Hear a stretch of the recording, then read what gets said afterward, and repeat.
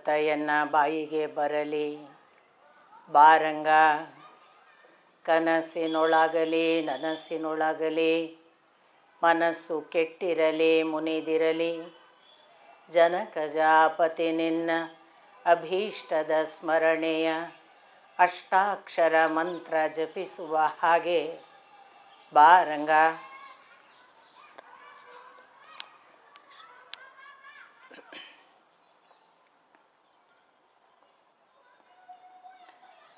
ನಾರಾಯಣಂ ನಮಸ್ಕೃತ್ಯ ನರಂಚೈವ ನರೋತ್ತಮಂ ದೇವೀಂ ಸರಸ್ವತೀಂ ವ್ಯಾಸಂ ತತೋ ಜಯಮುದೀರಯೇತ್.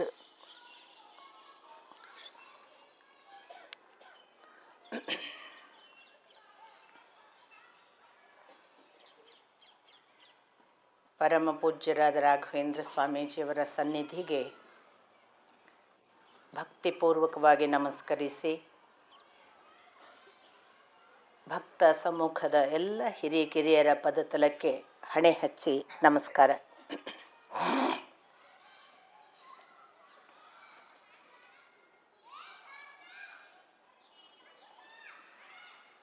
ನಿನ್ನೆ ದಿನ ನಾವು ಆಯೋಧ ಧೌಮ್ಯ ಅನ್ನುವ ಒಬ್ಬ ಗುರು ಪರಂಪರೆ ಹೇಗಿತ್ತು ಅಂತ ಒಂದೆರಡು ಮೂರು ಮಾದರಿಯ ಹಾಗೆ ನೋಡ್ತಾ ಬಂದ್ವಿ. ಅದರಲ್ಲಿ ಒಬ್ಬ ಆರುಣಿ ಉದ್ದಾಲಕನಾದದ್ದು, ಉಪಮನ್ಯು ಕಣ್ಣು ಕಳೆದುಕೊಂಡು ಅಶ್ವಿನಿ ದೇವತೆಗಳಿಂದ ಕಣ್ಣನ್ನು ಪಡೆದು ಗುರುವನ್ನು ಮೀರಿಸುವ ಶ್ರೇಷ್ಠತೆಯನ್ನು ಪಡೆದದ್ದು.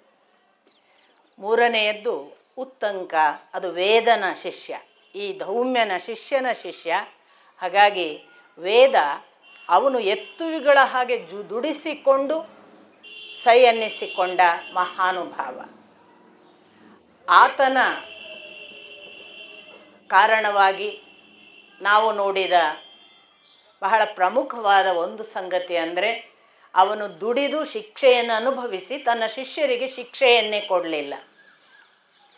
ಹಾಗೆ ಶಿಕ್ಷೆಯನ್ನೇ ಕೊಡದೆ ಹೇಗೆ ಬೆಳೆಸಬಹುದು ಅಂದಾಗ ಉತ್ತಂಕ ಯಾವ ರೀತಿ ಬೆಳೆದ, ಸಿದ್ಧನಾಗ್ತಾ ಬಂದ. ಅವನು ಗುರುಪತ್ನಿಯನ್ನು ಕೂಡ ಸೇರುವುದಿಲ್ಲ ಅನ್ನುವ ನಿಶ್ಚಯವನ್ನು ಹೇಳಿದ. ಅದನ್ನು ದಿವ್ಯ ದೃಷ್ಟಿಯಿಂದ ವೇದ ತಿಳ್ಕೊಂಡು ವೇದ ಹೇಳಿದರು, ನಿನ್ನ ಕೆಲಸ ಆಗಿದೆ, ನೀನು ಹೋಗು, ಇಲ್ಲ ನಾನು ಗುರುದಕ್ಷಿಣೆ ಕೊಟ್ಟು ಹೋಗುವವನು ಅಂತ ಅವನು. ಹಾಗಾದರೆ ಸ್ವಲ್ಪ ಕಾಲ ಕಾಯಿ, ಇನ್ನೊಮ್ಮೆ ಮತ್ತೆ ಹೊರಡು ಅಂದಾಗ ಇಲ್ಲ ನಾನು ಗುರುದಕ್ಷಿಣೆ ಕೊಟ್ಟು ಹೋಗಬೇಕು, ಗುರುದಕ್ಷಿಣೆ ಕೊಡದೇ ಇದ್ದರೆ ಒಂದೋ ಗುರು ಅಥವಾ ಶಿಷ್ಯನಿಗೆ ಮರಣ ಬರ್ತದೆ ಅನ್ನುವ ಮಾತನ್ನು ಹೇಳಿ ಮತ್ತೆ ಉತ್ತಂಕ ನಿಂತಾಗ, ಹಾಗಾದರೆ ನನ್ನ ಪತ್ನಿಯನ್ನು ಕೇಳು ಅಂತ ಗುರುಪತ್ನಿಯನ್ನು ಕೇಳಲಾಗಿ, ಗುರುಪತ್ನಿ ಪೌಷ್ಯನ ಹೆಂಡತಿ ಧರಿಸುವ ಕರ್ಣಕುಂಡಲಗಳನ್ನು ತೆಗೆದುಕೊಂಡು ಬಾ ಅಂದದ್ದು. ಅಲ್ಲಿಗೆ ನಾನು ನಿಲ್ಲಿಸಿದ್ದೆ. ಈ ಪೌಷ್ಯನ ಕರ್ಣಕುಂಡಲಗಳನ್ನು ತೆಗೆದುಕೊಂಡು ಬಾ ಅನ್ನುವಾಗ ಪೌಷ್ಯನ ಅರಮನೆಗೆ ಹೋದಂತಹ 4 ದಿನಗಳ ಸಮಯ ಅವಕಾಶ ಕೊಟ್ಟಿರ್ತಾಳೆ ಗುರುಪತ್ನಿ. ಅಲ್ಲಿಗೆ ಹೋದ ಹುಡುಗ ಉತ್ತಂಕ.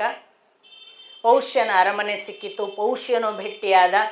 ಆ ಪೌಷ್ಯನ ಬಳಿ ಕೇಳಿದ, ನನಗೆ ನಿನ್ನ ಪತ್ನಿಯಿಂದ ಕರ್ಣಕುಂಡಲವನ್ನು ತಾ ಅಂತ ಗುರುಪತ್ನಿಯ ಆದೇಶ ಇದೆ. ವೇದ ಗುರುಗಳು, ಅವರ ಹೆಸರು ವೇದ, ಅವರ ಪತ್ನಿಯ ಆದೇಶವಿದೆ. ಹಿಂದಿನ ಕಾಲದಲ್ಲಿ ಹೇಗಿತ್ತು ಅಂತಂದರೆ, ಒಬ್ಬ ಬ್ರಾಹ್ಮಣ ಬೇಡ್ತಾನೆ ಅಂದರೆ ಅದು ಬಹಳ ದೊಡ್ಡ ನಮಗೆ ಸಲ್ಲುವ ಗೌರವ, ನಾವು ತಕ್ಷಣ ಕೊಟ್ಟು ಬಿಡಬೇಕು ಅನ್ನುವ ಭಾವ ಎಲ್ಲ ಇತ್ತು. ಯಾಕಂದರೆ ಬ್ರಾಹ್ಮಣರು ಹಾಗೆ ಇದ್ದರು. ವಿದ್ಯಾರ್ಜನೆ, ತಪಸ್ಸು, ನಿರಂತರ ಅಧ್ಯಯನ, ಅಧ್ಯಾಪನ, ಯಜನ, ಯಾಜನ, ಆಮೇಲೆ ದಾನ, ಪರಿಗ್ರಹ, ಇದು ಅವರ ಬದುಕಿನ ಅನುಚಾನವಾದ ನಡೆನುಡಿಯಲ್ಲೆಲ್ಲ ಇರುವಂತಹ ಒಂದು ಕೆಲಸವಾದ್ದರಿಂದ ಒಬ್ಬ ಬ್ರಹ್ಮ ತೇಜಸ್ಸಿನ ಕಡೆಗೆ ನಿರಂತರವಾಗಿ ಹಸಿದವನು ನಮ್ಮ ಹತ್ರ ಬಂದು ಏನನ್ನು ಕೇಳುತ್ತಾನೆ ಅಂದರೆ ಅದು ನಮ್ಮ ಪುಣ್ಯ ಅಂತ ಕೇಳಿದ್ದನ್ನು ಕೊಡ್ತಿದ್ರು. ಅದು ಸ್ಪೆಷಲಿ ಕ್ಷತ್ರಿಯರು. ಆ ಕ್ಷತ್ರಿಯ ರಾಜ ತಕ್ಷಣ ತನ್ನ ಹೆಂಡತಿ ಅಂತಃಪುರದಲ್ಲಿದ್ದಾಳೆ, ಅವಳ ಬಳಿ ಕೇಳು ಅಂದ. ಉತ್ತಂಕ ಹೋದ. ಅಂತಃಪುರದಲ್ಲಿ ಆ ಹೆಂಡತಿ ಕಾಣಿಸ್ಲಿಲ್ಲ, ರಾಣಿ ಕಾಣಿಸ್ಲಿಲ್ಲ.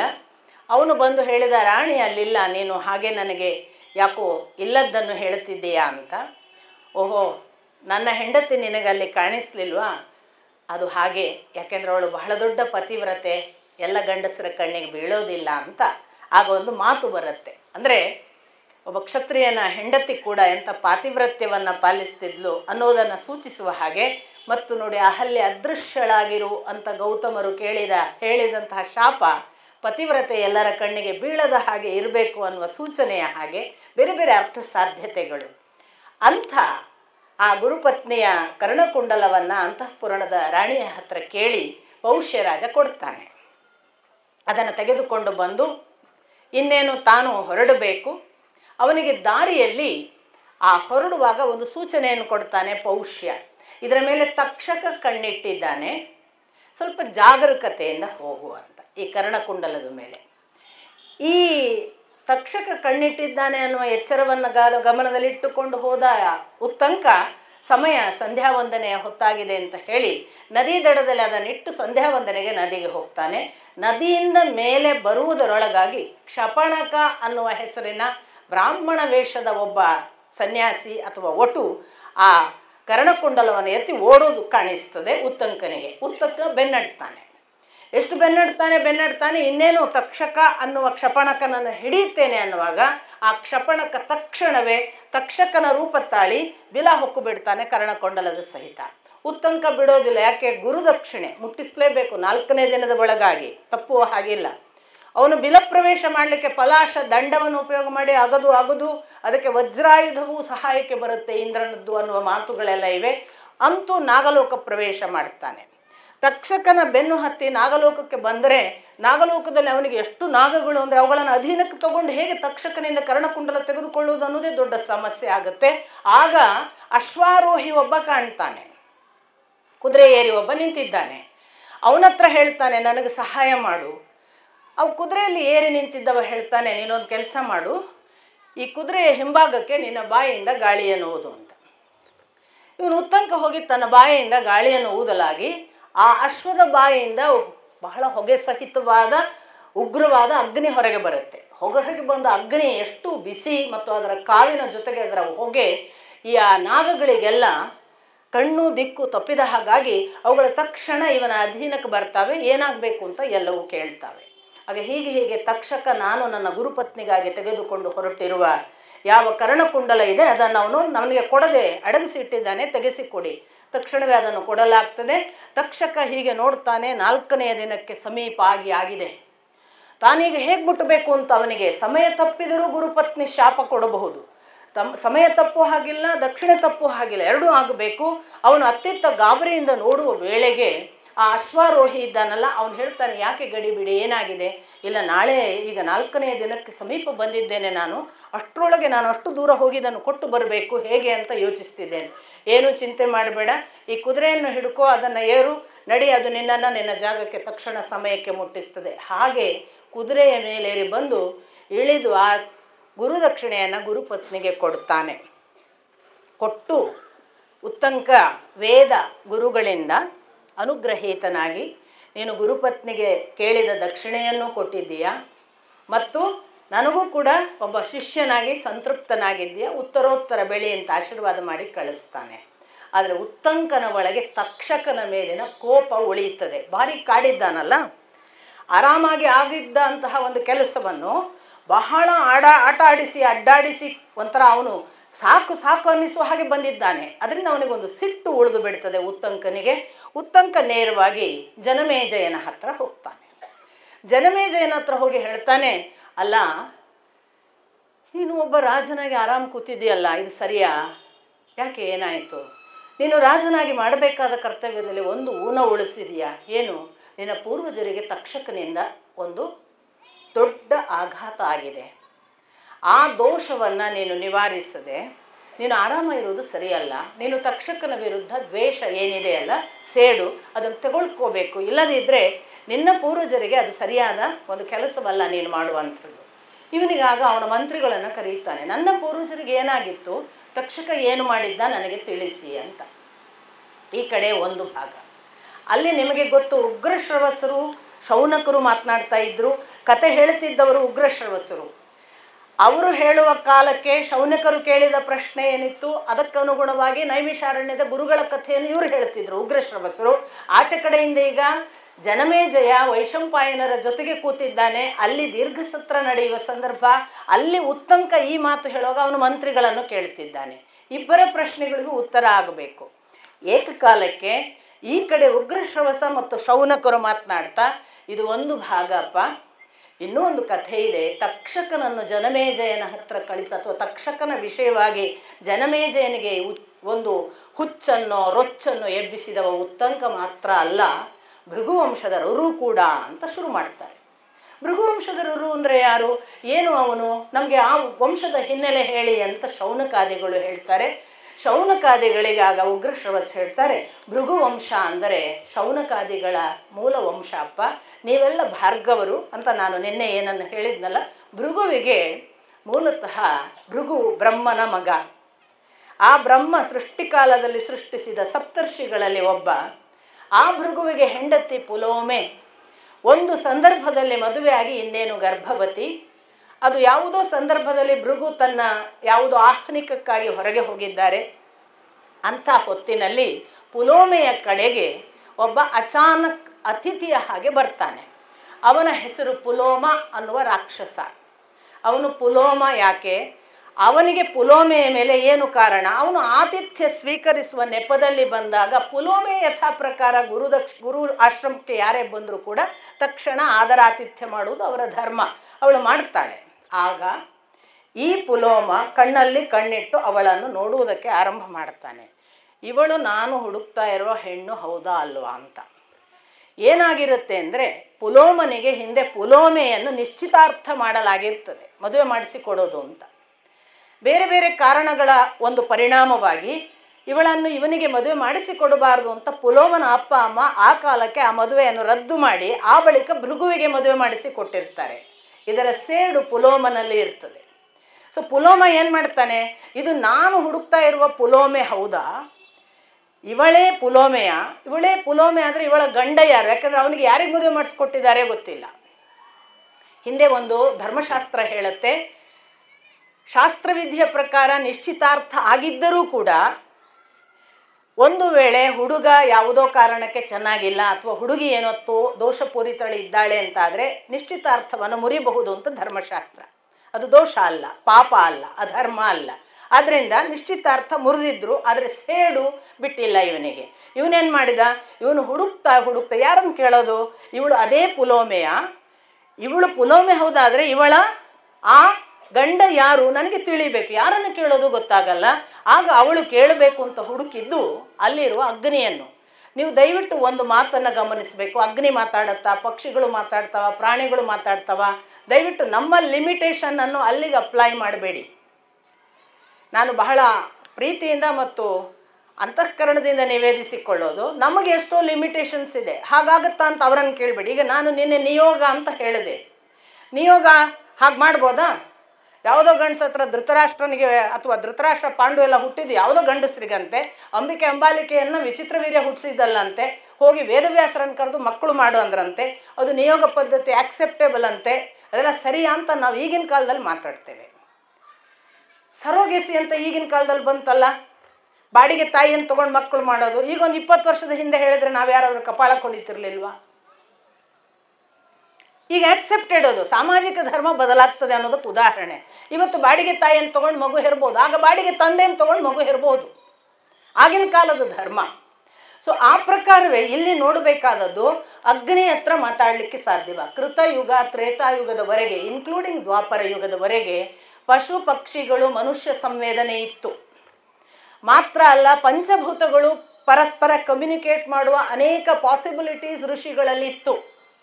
ಅದೂ ಬಿಟ್ಟು ಬಿಡಿ, ನಾವು ಈಗ ನೀವು ಈ ದ್ವಾಪರ ಯುಗದವರೆಗಿನ ಕಥೆಗಳನ್ನು ಮಾತ್ರ ಅಲ್ಲ, ಈಗಿನ ಕಾಲದ ರಮಣ ಮಹರ್ಷಿಗಳವರೆಗೂ ಕೂಡ ಅಥವಾ ಅಧ್ಯಾತ್ಮ ಪಥದ ಅವಧೂತರು, ಅವರಿಗೆ ಪಶು ಪಕ್ಷಿಗಳ ಜೊತೆಗೆ ಕಮ್ಯುನಿಕೇಷನ್ ಇದೆ.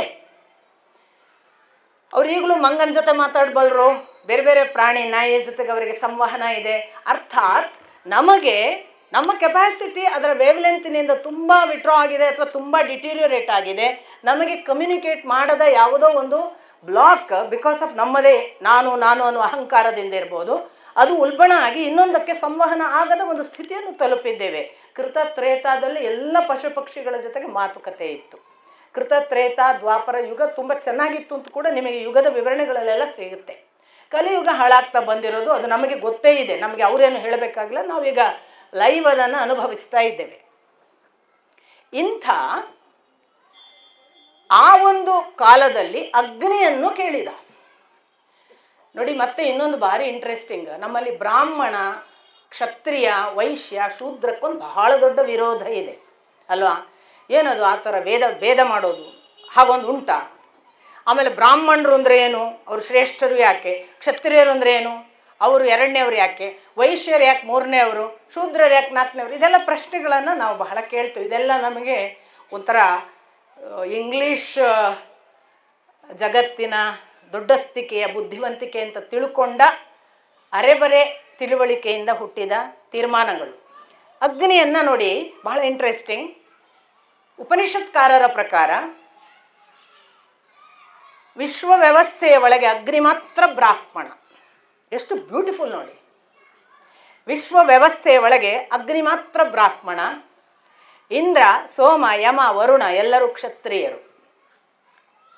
ಆದಿತ್ಯ ಕೂಡ, ದ್ವಾದಶ ಆದಿತ್ಯರಲ್ಲಿ ಆದಿತ್ಯ ಕೂಡ ಕ್ಷತ್ರಿಯರು. ಮೂರನೆಯ ವಿಷಯಕ್ಕೆ ಬಂದರೆ ವಸು, ರುದ್ರ ಮತ್ತು ಆದಿತ್ಯ ಅಂತ ಹೇಳುವ ಇನ್ನಿತರರಿದ್ದಾರಲ್ಲ, ಅವರು ವೈಶ್ಯರು. ಯಾರು ವ್ಯವಹಾರ ನೋಡಿಕೊಳ್ತಾರಲ್ಲ, ವಿಶ್ವ ವ್ಯವಸ್ಥೆಯ ವ್ಯವಹಾರ ನೋಡಿಕೊಳ್ಳುವವರು ರುದ್ರ, ಆದಿತ್ಯ ಮತ್ತು ವಸುಗಳು. ಆದ್ದರಿಂದ ಅವರು ವೈಶ್ಯರು. ಇಂದ್ರ, ಸೋಮ, ವರುಣ, ಯಮ ಇವರು ಯಾವುದೇ ಅಡ್ಡಿ ಬಂದರೆ ಹೋಗಿ ಹೋರಾಟ ಮಾಡಿ ವಿಶ್ವ ವ್ಯವಸ್ಥೆಯನ್ನು ಮತ್ತೆ ಸರಿಪಡಿಸುವವರು. ಈ ಸರಿಪಡಿಸಿದ್ದನ್ನು ಸದಾ ಚೆನ್ನಾಗಿ ಇಟ್ಟುಕೊಳ್ಳುವ ಹಾಗೆ ಮಾಡಿ ತನ್ನನ್ನು ಸುಟ್ಟುಕೊಂಡು ಭಗವಂತನಿಗೆ ಅರ್ಪಿಸುವವ ಅಗ್ನಿ, ಅವನು ಬ್ರಾಹ್ಮಣ. ಕೊನೆಯದ್ದು ಬಹಳ ಇಂಟ್ರೆಸ್ಟಿಂಗ್. ನಾವು ಯಾರನ್ನು ನಮ್ಮನ್ನೆಲ್ಲ ಬೆಳಗುವ ಸೂರ್ಯ ಅಂತ ಪೂಷನ್ ಅಂತೇವೆ, ಅವನು ಶೂದ್ರ. ಈ ಸಂಗತಿಗಳನ್ನು ನೋಡಿದರೆ ಅವರ ಇನ್ಸೈಟೇ ಬೇರೆ, ನಾವು ತಿಳಿಯುವ ಇನ್ಸೈಟ್ ಅಲ್ಲ. ಪೂಷನ್ ಸೂರ್ಯ ಜಗತ್ತಿನ ಲೋಕ ಕಲ್ಯಾಣವನ್ನು ಮಾಡುವ, ಕೆಳಗು ಮೇಲು ಅನ್ನುವ ಭೇದ ಇಲ್ಲದೆ ಯಾವ ಮೂಲೆಯ ಚರಂಡಿ ಅಂತ ನೋಡದೆ, ಒಳ್ಳೆಯ ರಾಜಮನೆತನ ದರ್ಬಾರು, ಒಳ್ಳೆಯ ಸ್ವರ್ಗ ಅಂತ ಹೇಳದೆ ಏಕಕಾಲದಲ್ಲಿ ಈಕ್ವಲ್ ಆಗಿ ಬೆಳಕನ್ನು ಹಂಚುವವ ಅವ ಪೂಷನ್. ಪೂಷನ್ ಅಪಾವರಣು ತತ್ ತ್ವಂ ದ್ರಷ್ಟಾಯ, ಯಾವ ನಮಗೆ ಆ ಧರ್ಮವನ್ನು ಸತ್ಯ ಧರ್ಮಾಯ ದೃಷ್ಟಯೇ ಅಂತ ಅಂಥ ಪೂಷನ್ನನ್ನೇ ಪ್ರಾರ್ಥಿಸಿಕೊಳ್ಳೋದು. ಆ ಪೂಷನ್ ಶೂದ್ರ. ವೈಶ್ಯರು ಯಾರು ಅಂದರೆ ವಸು, ರುದ್ರ, ಆದಿತ್ಯರು. ವ್ಯವಸ್ಥೆ ನೋಡೋದು, ಸಾವಿನ ಸಂದರ್ಭದಲ್ಲಿ ವಸುಗಳು ಈ ವ್ಯವಸ್ಥೆಯ ಬೇರೆ ಬೇರೆ ಧರ್ಮಶಾಸ್ತ್ರಗಳನ್ನು ನೋಡಿಕೊಳ್ಳುವ ಹೊತ್ತಿಗೆ ಅವರು ಬೇಕು. ಅದಲ್ಲದೆ ನಾವು ನೋಡುವಂತಹ ಯಾವ ಆದಿತ್ಯರಿದ್ದಾರೆ ಅವರು ದಿನಾ ಲೋಕ ವ್ಯವಹಾರ ನೋಡ್ಕೊತಾ ಇರಬೇಕು. ಬೆಳಗಾಯ್ತಾ ಸಂಜೆ ಆಯ್ತಾ ಈ ಟೈಮಿಗೆ ಉದಯ ಆಗಬೇಕು, ಮುಳುಗಬೇಕು. ಇಂಥ ಮನಸ್ಥಿತಿಯಲ್ಲಿ ಅವರನ್ನು ವೈಶ್ಯರು ಅಂತ. ಮತ್ತೆ ಅದಕ್ಕೂ ಕ್ಷತ್ರಿಯರು ಅಂತ ಹೇಳುವಾಗ ಇಂದ್ರ, ವರುಣ, ಯಮ, ಸೋಮ ಯಾಕೆ ನಿಮಗೆ ಹೇಳಿದ್ದೆ ನಾನು. ಅಗ್ನಿಯನ್ನು ಬ್ರಾಹ್ಮಣ ಅಂದಾಗ ನಾವು ಎಷ್ಟು ಜನ ಬ್ರಾಹ್ಮಣರು ನೋಡಬೇಕು. ತನ್ನನ್ನು ತಾನು ಸುಟ್ಟುಕೊಂಡು ಇನ್ನೊಂದಕ್ಕೆ ಒಳಿತನ್ನು ಅರ್ಪಿಸುವವ ಬ್ರಾಹ್ಮಣ, ಅದು ಅಗ್ನಿ. ನಾವು ಎಷ್ಟು ನಮ್ಮನ್ನು ನಾವು ಸುಟ್ಟುಕೊಂಡು ನಾನು ಅನ್ನೋದನ್ನು ಉಳಿಸಿಕೊಳ್ಳದೆ ಆತ್ಮದ ತತ್ವವನ್ನೆಲ್ಲ ಸಮರ್ಪಕವಾಗಿ ಸಮಗ್ರವಾಗಿ ಸಮರ್ಪಿಸಿ ಆ ದೊಡ್ಡದಕ್ಕೆ ಮುಟ್ಟುವ ಹಾಗೆ ತನ್ನನ್ನು ಅರ್ಪಿಸಿಕೊಂಡವನು ಅವನು ಬ್ರಾಹ್ಮಣ. ಸೊ ಇಂಥ ಒಂದು ಬೇರೆ ಬೇರೆ ಆಯಾಮಗಳಿವೆ. ಅಂಥ ಅಗ್ನಿಪುರುಷನನ್ನು ಕೇಳ್ತಾನೆ, ನನಗೆ ಸತ್ಯ ಹೇಳು, ಇವಳು ಯಾರ ಗಂಡ, ಅಥವಾ ಇವಳ ಗಂಡ ಯಾರು, ಅಥವಾ ಇವಳು ಏನು, ಇವಳ ಹೆಸರೇನು ನನಗೆ ಹೇಳು. ನನಗೆ ನಿನ್ನನ್ನಲ್ಲದೆ ಈ ಆಶ್ರಮದಲ್ಲಿ ಬೇರೆ ಯಾರನ್ನು ಕೇಳುವ ಧೈರ್ಯ ಇಲ್ಲ, ನೀನು ಮಾತ್ರ ಹೇಳಬಹುದು. ಪದೇ ಪದೇ ಅಗ್ನಿ ಯೋಚಿಸ್ತಾನೆ, ಜೀವನದಲ್ಲಿ ಸತ್ಯದ ಹೊರತು ಸುಳ್ಳಾಡಿದವನಲ್ಲ. ಮತ್ತೆ ಮತ್ತೆ ಬರುತ್ತೆ, ನೋಡ್ತೀರಿ, ಒಂಥರ ಅಲಾರ್ಮಿಂಗ್ ಆಗಿ ಬರುತ್ತೆ ಇಂಥ ಮಾತುಗಳು. ಜೀವನದಲ್ಲಿ ಸತ್ಯದ ಹೊರತು ಸುಳ್ಳಾಡಿದವನಲ್ಲ. ಸತ್ಯ ಹೇಳಿದರೆ ಭೃಗುಶಾಪಕ್ಕೆ ಕಾರಣವಾಗಬಹುದು, ಸುಳ್ಳು ಹೇಳಿದರೆ ನನ್ನ ಆತ್ಮತತ್ವವೇ ನಾಶವಾದೀತು, ನಾನೀಗ ಸತ್ಯ ಹೇಳುವುದು ಒಳಿತು ಅಂತ ಹೇಳಿ ಭೃಗು ಮಹರ್ಷಿಗಳ ಹೆಂಡತಿ ಇವಳು ಪುಲೋಮೆ. ಅಷ್ಟು ಗೊತ್ತಾದದೇ ತಡ ಪುಲೋಮ ಅವಳನ್ನು ಅಪಹರಿಸ್ಕೊಂಡು ಹೋಗ್ತಾನೆ. ಅವಳು ಗರ್ಭಿಣಿ ಇರ್ತಾಳೆ. ಅವಳ ಗರ್ಭಿಣಿ ಆ ಅವಸ್ಥೆ ಇರೋದ್ರಿಂದ ಓಡಿಸ್ಕೊಂಡು ಹೋಗುವಾಗ ಅವಳಿಗೆ ಅಲ್ಲೇ ಹೆರಿಗೆ ಆಗತ್ತೆ. ದಾರಿಯಲ್ಲಿ ಹೆರಿಗೆ ಆದ ಹೆಣ್ಮಗಳು ಅಂತ ಇವಾಗ ಕೈ ಬಿಡ್ತಾನೆ, ಅವಳನ್ನು ಎಳ್ಕೊಂಡು ಹೋಗೋದನ್ನು ಬಿಟ್ಟುಬಿಡ್ತಾನೆ. ಆಗ ಹೆರುವ ಮಗು ಉಗ್ರವಾದ ಜ್ವಾಜ್ವಲ್ಲಿಸುವ ಕಣ್ಣುಗಳಿಂದ ಅಂದರೆ ಅಗ್ನಿ ಕಾರುತ್ತಾ ಅವನೆಡೆಗೆ ನೋಡಿ ಆ ರಾಕ್ಷಸ ಸತ್ತು ಹೋಗ್ತಾನೆ.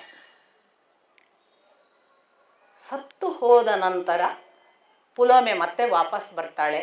ಬರುವುದು ಹೇಗೆ? ಅತ್ತು ಕಣ್ಣೀರಾಗಿ ಅವಳು ಬೀದಿ ಬದಿಯಲ್ಲಿದ್ದಾಳೆ, ಹೆತ್ತಿದ್ದಾಳೆ, ಯಾರೂ ರಕ್ಷಣೆಗಿಲ್ಲ. ಆಗ ಭೃಗುವಿನ ತಂದೆ ಬ್ರಹ್ಮ, ಸಾಕ್ಷಾತ್ ಸೊಸೆ ಪುಲೋಮೆ ಬ್ರಹ್ಮನಿಗೆ. ಬ್ರಹ್ಮ ಏನು ಮಾಡ್ತಾನೆ, ತಾನು ಬಂದು ಅವಳನ್ನು ಸಾಂತ್ವನ ಮಾಡಿ ಅವಳ ಕಣ್ಣೀರ ಧಾರೆ ನದಿಯಾಗಿ ವಸುಧಾರಾದ ಹಾಗೆ ಬಂದು ಇವನ ಆಶ್ರಮ ಎಲ್ಲ ತುಂಬುತ್ತೆ. ಆಗ ಭೃಗುವಿಗೆ ಗೊತ್ತಾಗುತ್ತೆ ನನ್ನ ಹೆಂಡತಿಗೆ ಏನೋ ಆಗಿದೆ.